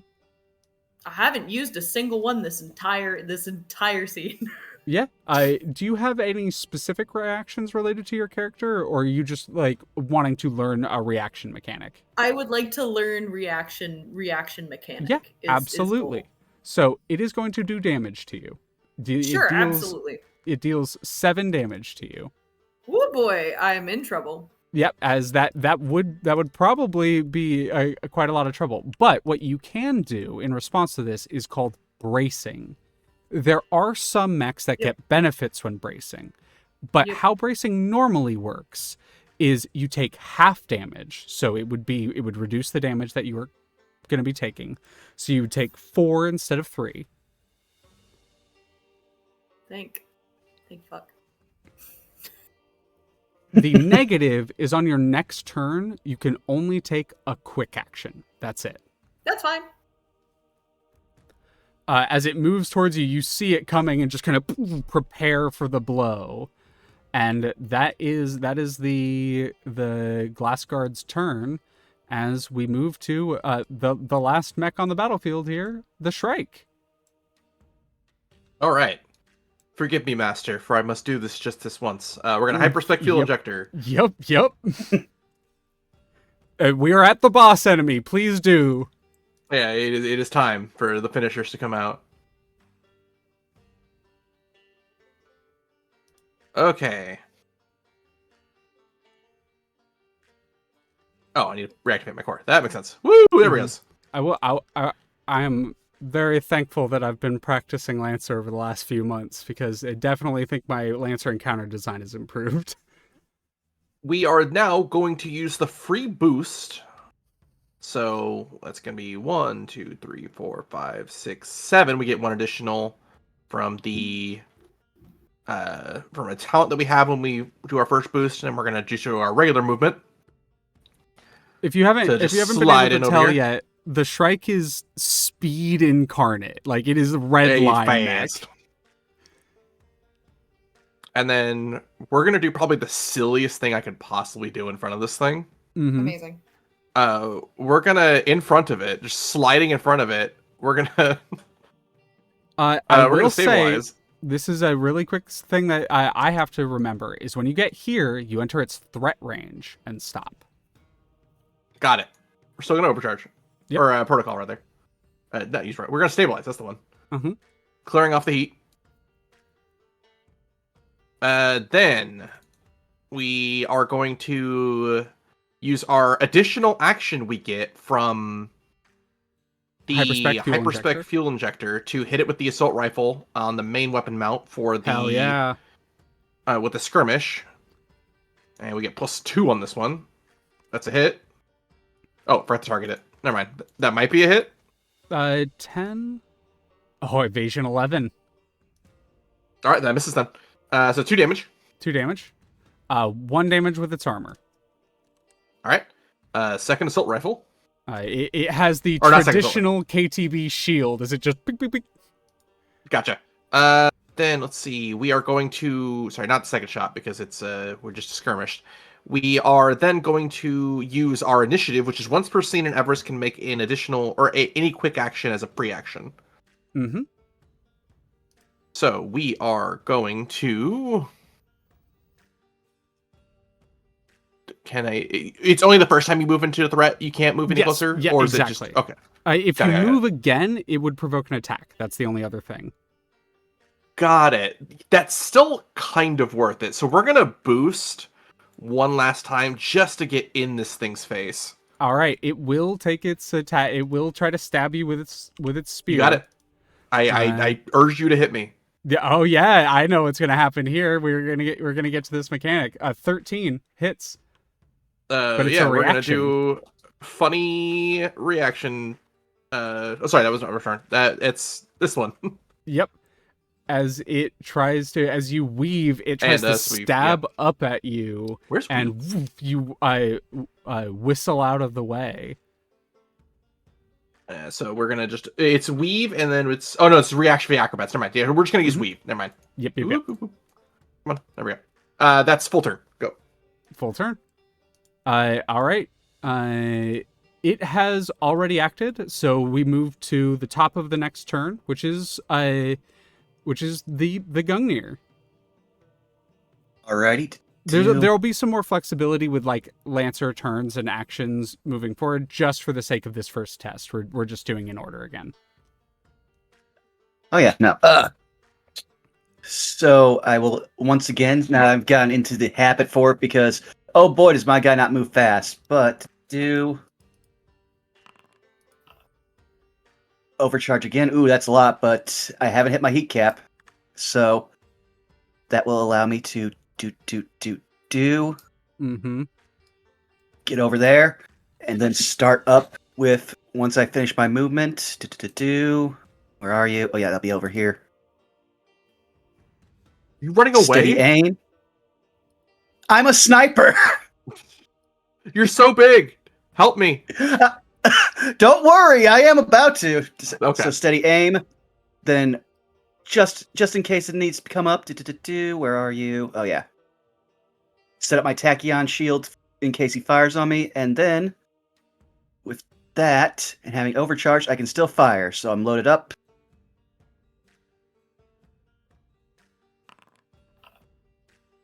Oh! Oh, Cyclone Post. Womp womp. Yep, womp womp. That's it. That is an 8. That misses. It brings up the shield. It does have reliable 5 still. Oh, that's right. Cycle pistol. Yeah. I would ask one question just because I'm trying to also learn from a different talent. Mhm. Would I be able to use my Technophile Enlightenment in HP to try to re-roll that? What is I'm the trying to remember if it's Technophile Enlightenment NHP do?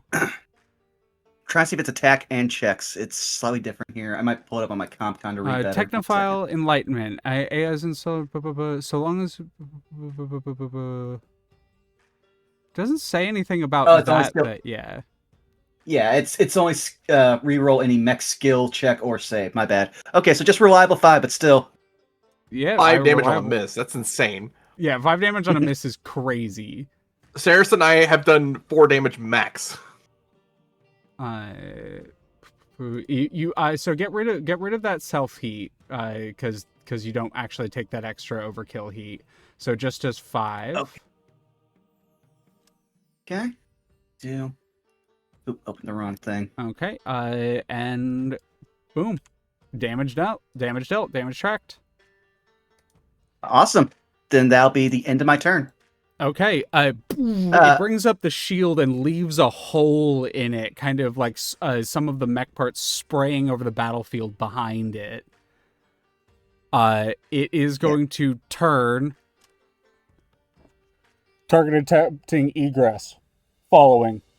And the kind of cloak on its back sort of warps, etc. And it then seemingly teleports to here, almost like it readies a charge, and when it charges into nowhere and then reappears over here, actually it would be here, and stabs out at you with its lance. Gungnir. So it's going to target you as it uses its cloaked charge ability. Arn. It means I can't lock it in melee. Okay, that makes sense though. It's teleport. Mm-hmm. It is a teleport, yeah. This is an SSC mech based on a Morning Cloak design. No, it makes total sense. It's the like Misty Step thing. Yep. It's gonna hit you with Carbon Javelin 10 hit for 7 damage. I'm gonna use my reaction since I activated my shield to Tachyon loop that, so they have to re-roll. They have to reroll? Okay. Let me target again. Tachyon loop. Hope they miss. 15, nah. Nope. At least gives me resistance to all the damage. It does give you resistance to the damage, so that'll be resist 7 damage, so you take 4. Okie dokie, so I'll just say that's a glancing blow for sake of the lore. I'm good. Main melee. It is then because do you have anything that's threatened, by the way? Gungnir? No. So yeah, at this point, it then, after stabbing you with it, it turns and is going to. What's up? Sorry. Strike does have threat. I don't know if that counts for the teleport. Not for the teleport. I'm asking for it attacking on its turn next. Yeah. So it is then going to turn and it is going to target Scrapper here. And it is going to throw its Carbon Javelin at you.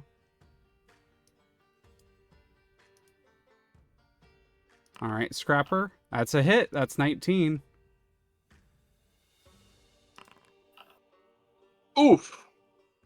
Flat 7 damage because it does 7 every time. You are still braced, so you still have resistance. Okay. Good call on the brace.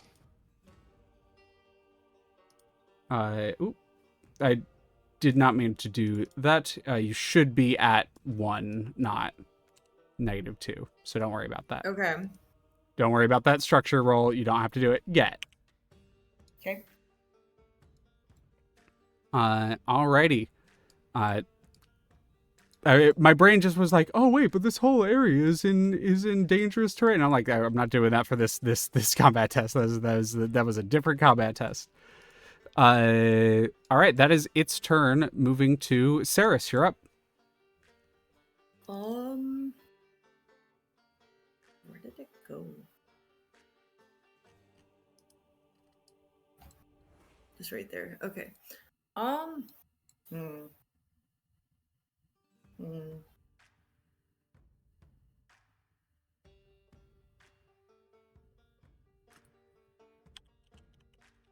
reading through options. Bear with me.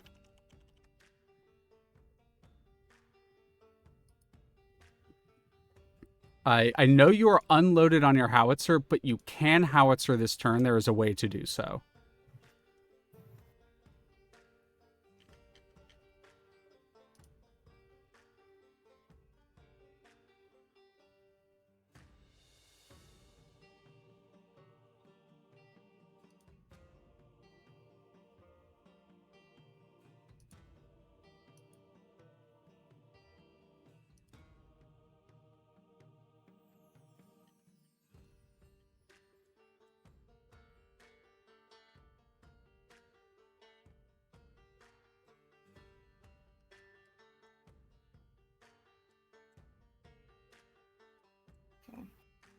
So if I remember correctly, I cannot use a full action this turn, correct? No, oh yes, because you braced, you get a quick action. That being said, you do have a hyperspec fuel injector to give you another boost as a free action, or boost as a free action, and then you also have the initiative to take a quick action as a free action. So there are still things you can do this turn, because of your frame. But yeah, just trying to.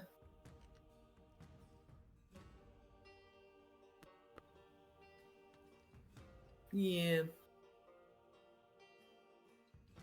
I was Throw just trying grenade. to read what my options are and make sure that I understood what my options were before I started.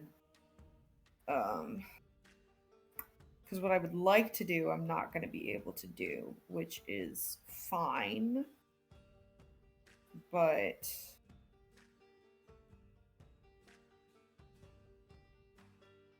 so yeah, I do think I'm going to use that free action boost. That's going to help. Yep. So you also press your hyperspec fuel injector, activate the NOS in the vehicle. Yeah. Here, I'll do that as I take a drink.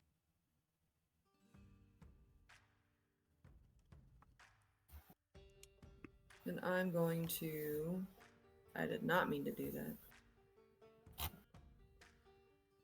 I now no longer can see the map.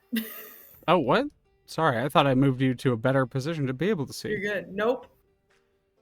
And then I'm basically gonna, if I'm allowed, I'm basically gonna double move is what I'm gonna do. Yep. So, movement for your, because you activated the hyperspec to get that boost, and then you can, I will say because you activate that, you can dash as your action. Or boost. Or not. I tried. It didn't register my spacebar. There we go. And that would leave you with one free quick action if you want to use your initiative. If you want to scan. So is it? Huh? Yeah. I don't. I'm gonna be real. The play that I kind of want to do is I want to get out of range of this guy. Yeah. Can I actually use my quick action to boost again? Or is because you're in an Everest, yes. Most mechs cannot. Because you're in an Everest, yes. Because you use your and this is something that Zan takes full advantage of on the Shrike, is you get the free boost, and then you can move, and then you can boost again. which is pretty That's unique to basically the what I wanted to do. pretty unique to the Everest there. And that's gonna be my turn because I'm Backing the fuck up. Yep. Absolutely. Shrike, you're up. All right. So, in regards to the mechanics, is it the first time you enter threatened space that you are pushed back? Yes, correct. Or is it each time you enter? The first time on a turn you enter a creature's threatened space. You got it. So what Shrike is going to do is he's going to just move, which is 7 right now. Mm-hmm. Which will push him back 1, yeah? Yep. Would be stopped there. Yeah, exactly. Got it. So he's going to... Come on. That he's going to go there, then he's going to boost for free. 3. Oh, here. wait a second. It threw its javelin. It has a 1 threat range right now. I see. Well, regardless, we're going to move to there, and then for his action, he is then going to ram. Yeah, hell yeah, hell yeah, hell yeah. Roll the hit. Actually, before we do that, we are also going to hit the ramjet. That's the one. There it is. That's what I was expecting. Yep.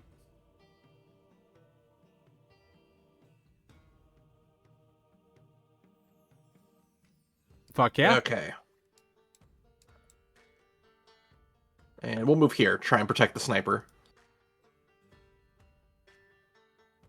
And roll and attack roll. Alright.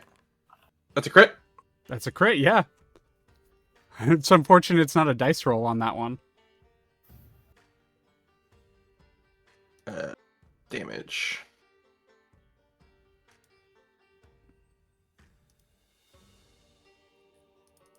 It is not able to configure it's a the weird melee thing damage. that I don't know why it doesn't have melee damage configured because it's a flat roll. It's flat d6, so we'll just do Yeah. that. 3.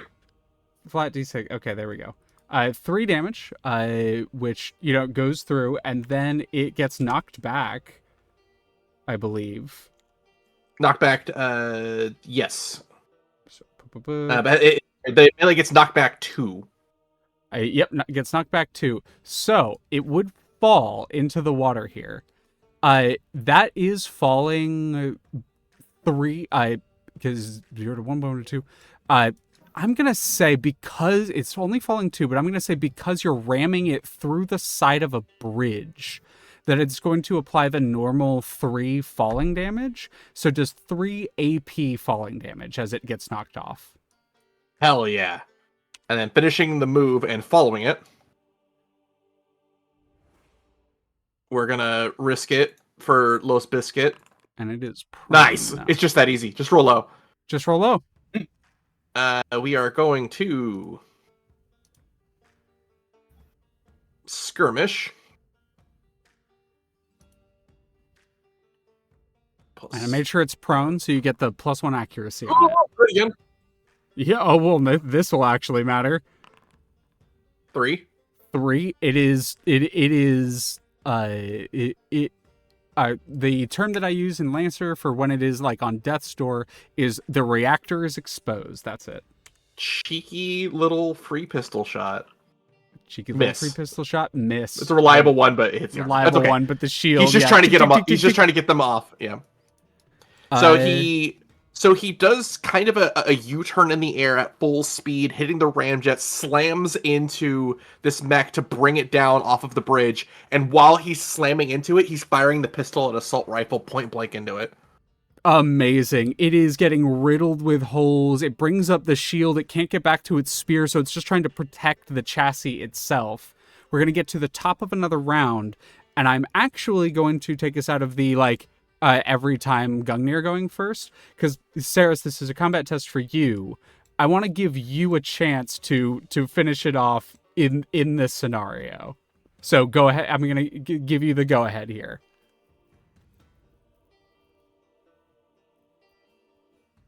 Tilting my head to the side, the go ahead. Normally, when it's Lancer, the players choose a player to go, and then the enemy goes, and then the players choose another person who hasn't gone yet and goes. We've been doing it where we've kind of been doing set initiative instead, and Leah's breaking that so that we can choose you to go first, so that you could try to kill the mech for the So I'm mech, 'cause it's your introducing the combat test. variable initiative here just to get us used to it. And I'm breaking from the structured initiative because it's meant to be a combat test for you. Okay. And the Well, enemy's at like 1 health, Yeah, effectively. literally. I don't know where it is. So this is where you currently are. I will show you. It is over here off Yeah. the edge of the bridge. So because you're in the Everest, you can free action. So you can quick action scan your chassis that you came here for. You can then move and then boost for free because you're in an Everest, and then attack on your turn. If that is what you want to do, of course.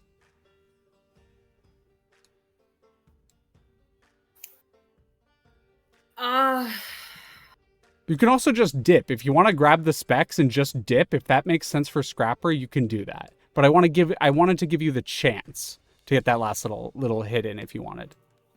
Yeah, I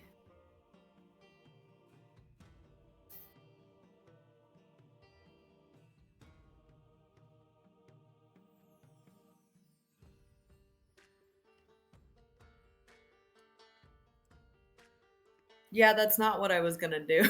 Yeah, no, That's not what I was gonna that is do what at I was gonna all. say. That is an option for you. That is something you Yeah. can do.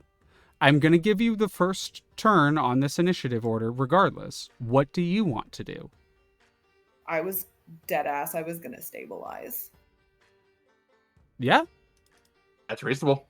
stabilize. Are you gonna stabilize repair? Yeah. Fair enough.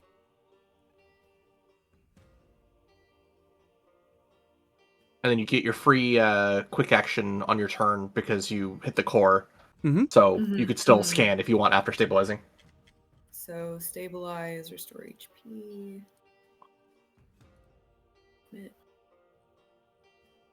My apologies for assuming. And Stabilize, then stabilize. I can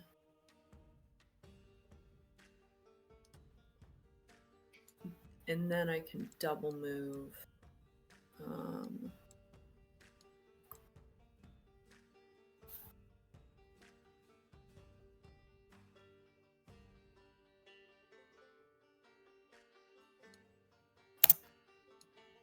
Yeah, there we go. I believe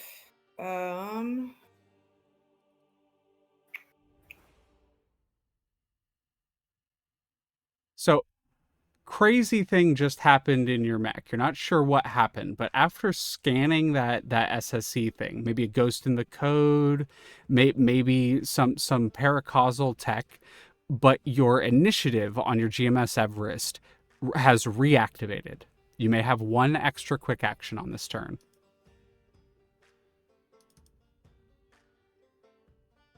you're just giving it to me so that I could shoot the thing, aren't you? Hey, you can do whatever It's you your want with combat that. test. Enjoy. It's your combat test. It is your quick action. You don't have to fire at it. But, and hey, who's to say that this ghost in the machine won't come back? But, yes, that is what happened. You get a free quick action. You may do what you will with it. If you want to dip, you may dip. I'll go ahead and shoot it. Yeah, fuck it up. What do you want to shoot it with? You got a lock on it. There's no lock on, but it is prone, so you automatically get one accuracy for that reason. And the howitzer would have reloaded when you stabilized, so it makes Yep. sense.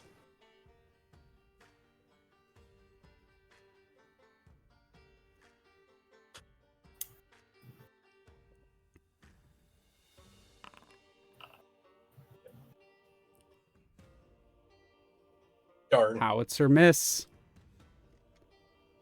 Roll a d6. I'm just curious.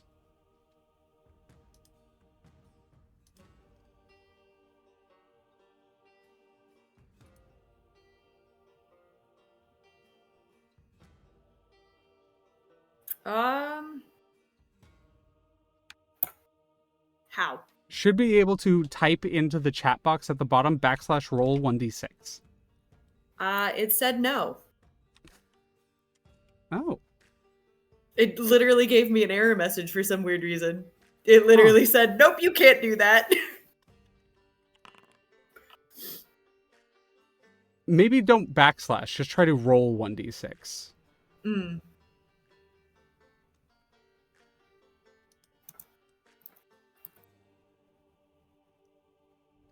Nothing happened. Huh. No, it just types it out. Yeah. Okay. Do you have a physical dice on you? Always. Roll 1d6.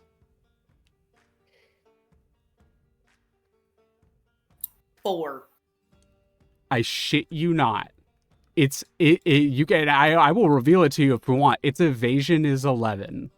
No, you said it when I first hit that it was evasion 11. So, Evasion 11. So 4 is exactly what you would need.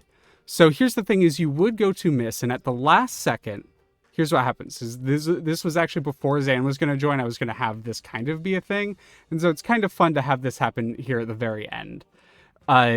Is a extra targeting like subsystem shows up. A lock-on that you didn't think was there finishes the lock-on. Roll your damage.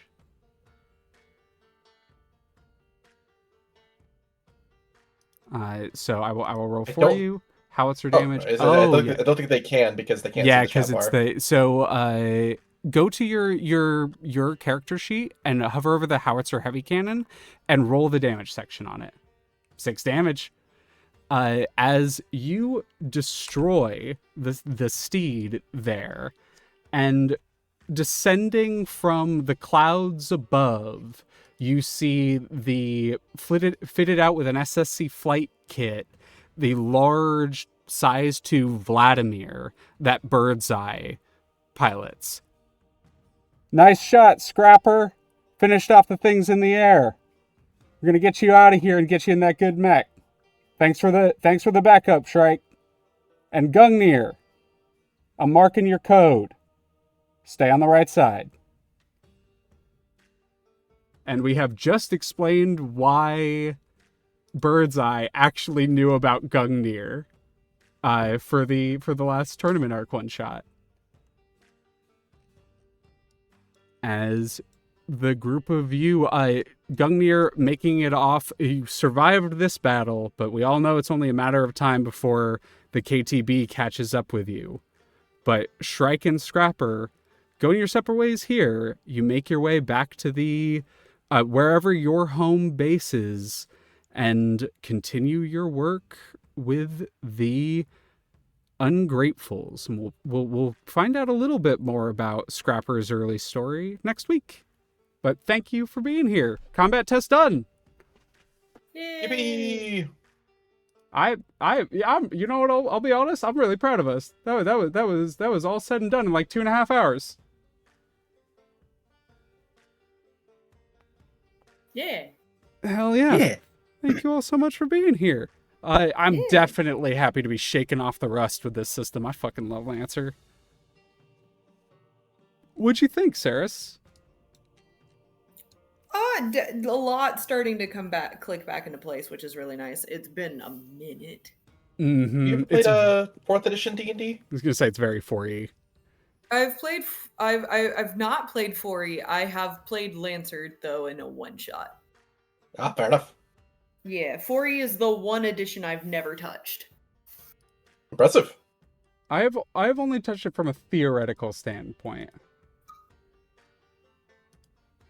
But yeah, thank you all for being here. I'm gonna send you out. Where are we gonna send you out? I think Mark's on Jr.'s for doing Monday thing. for Witcher, yeah. Never see him. I'll go right out there.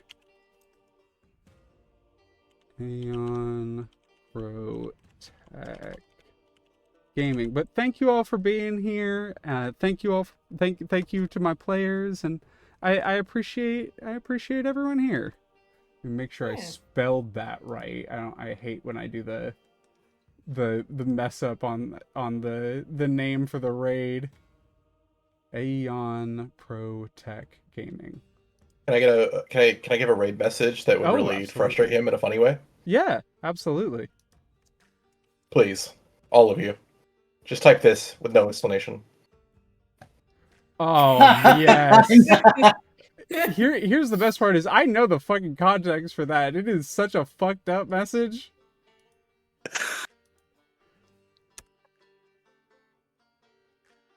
All right. Well, thank you all for being here. If you want to harass Mark, go type that. And thank you all. Have a lovely day. Bye bye. Bye bye now. Bye bye. Bye.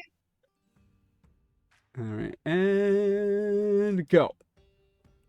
It's over.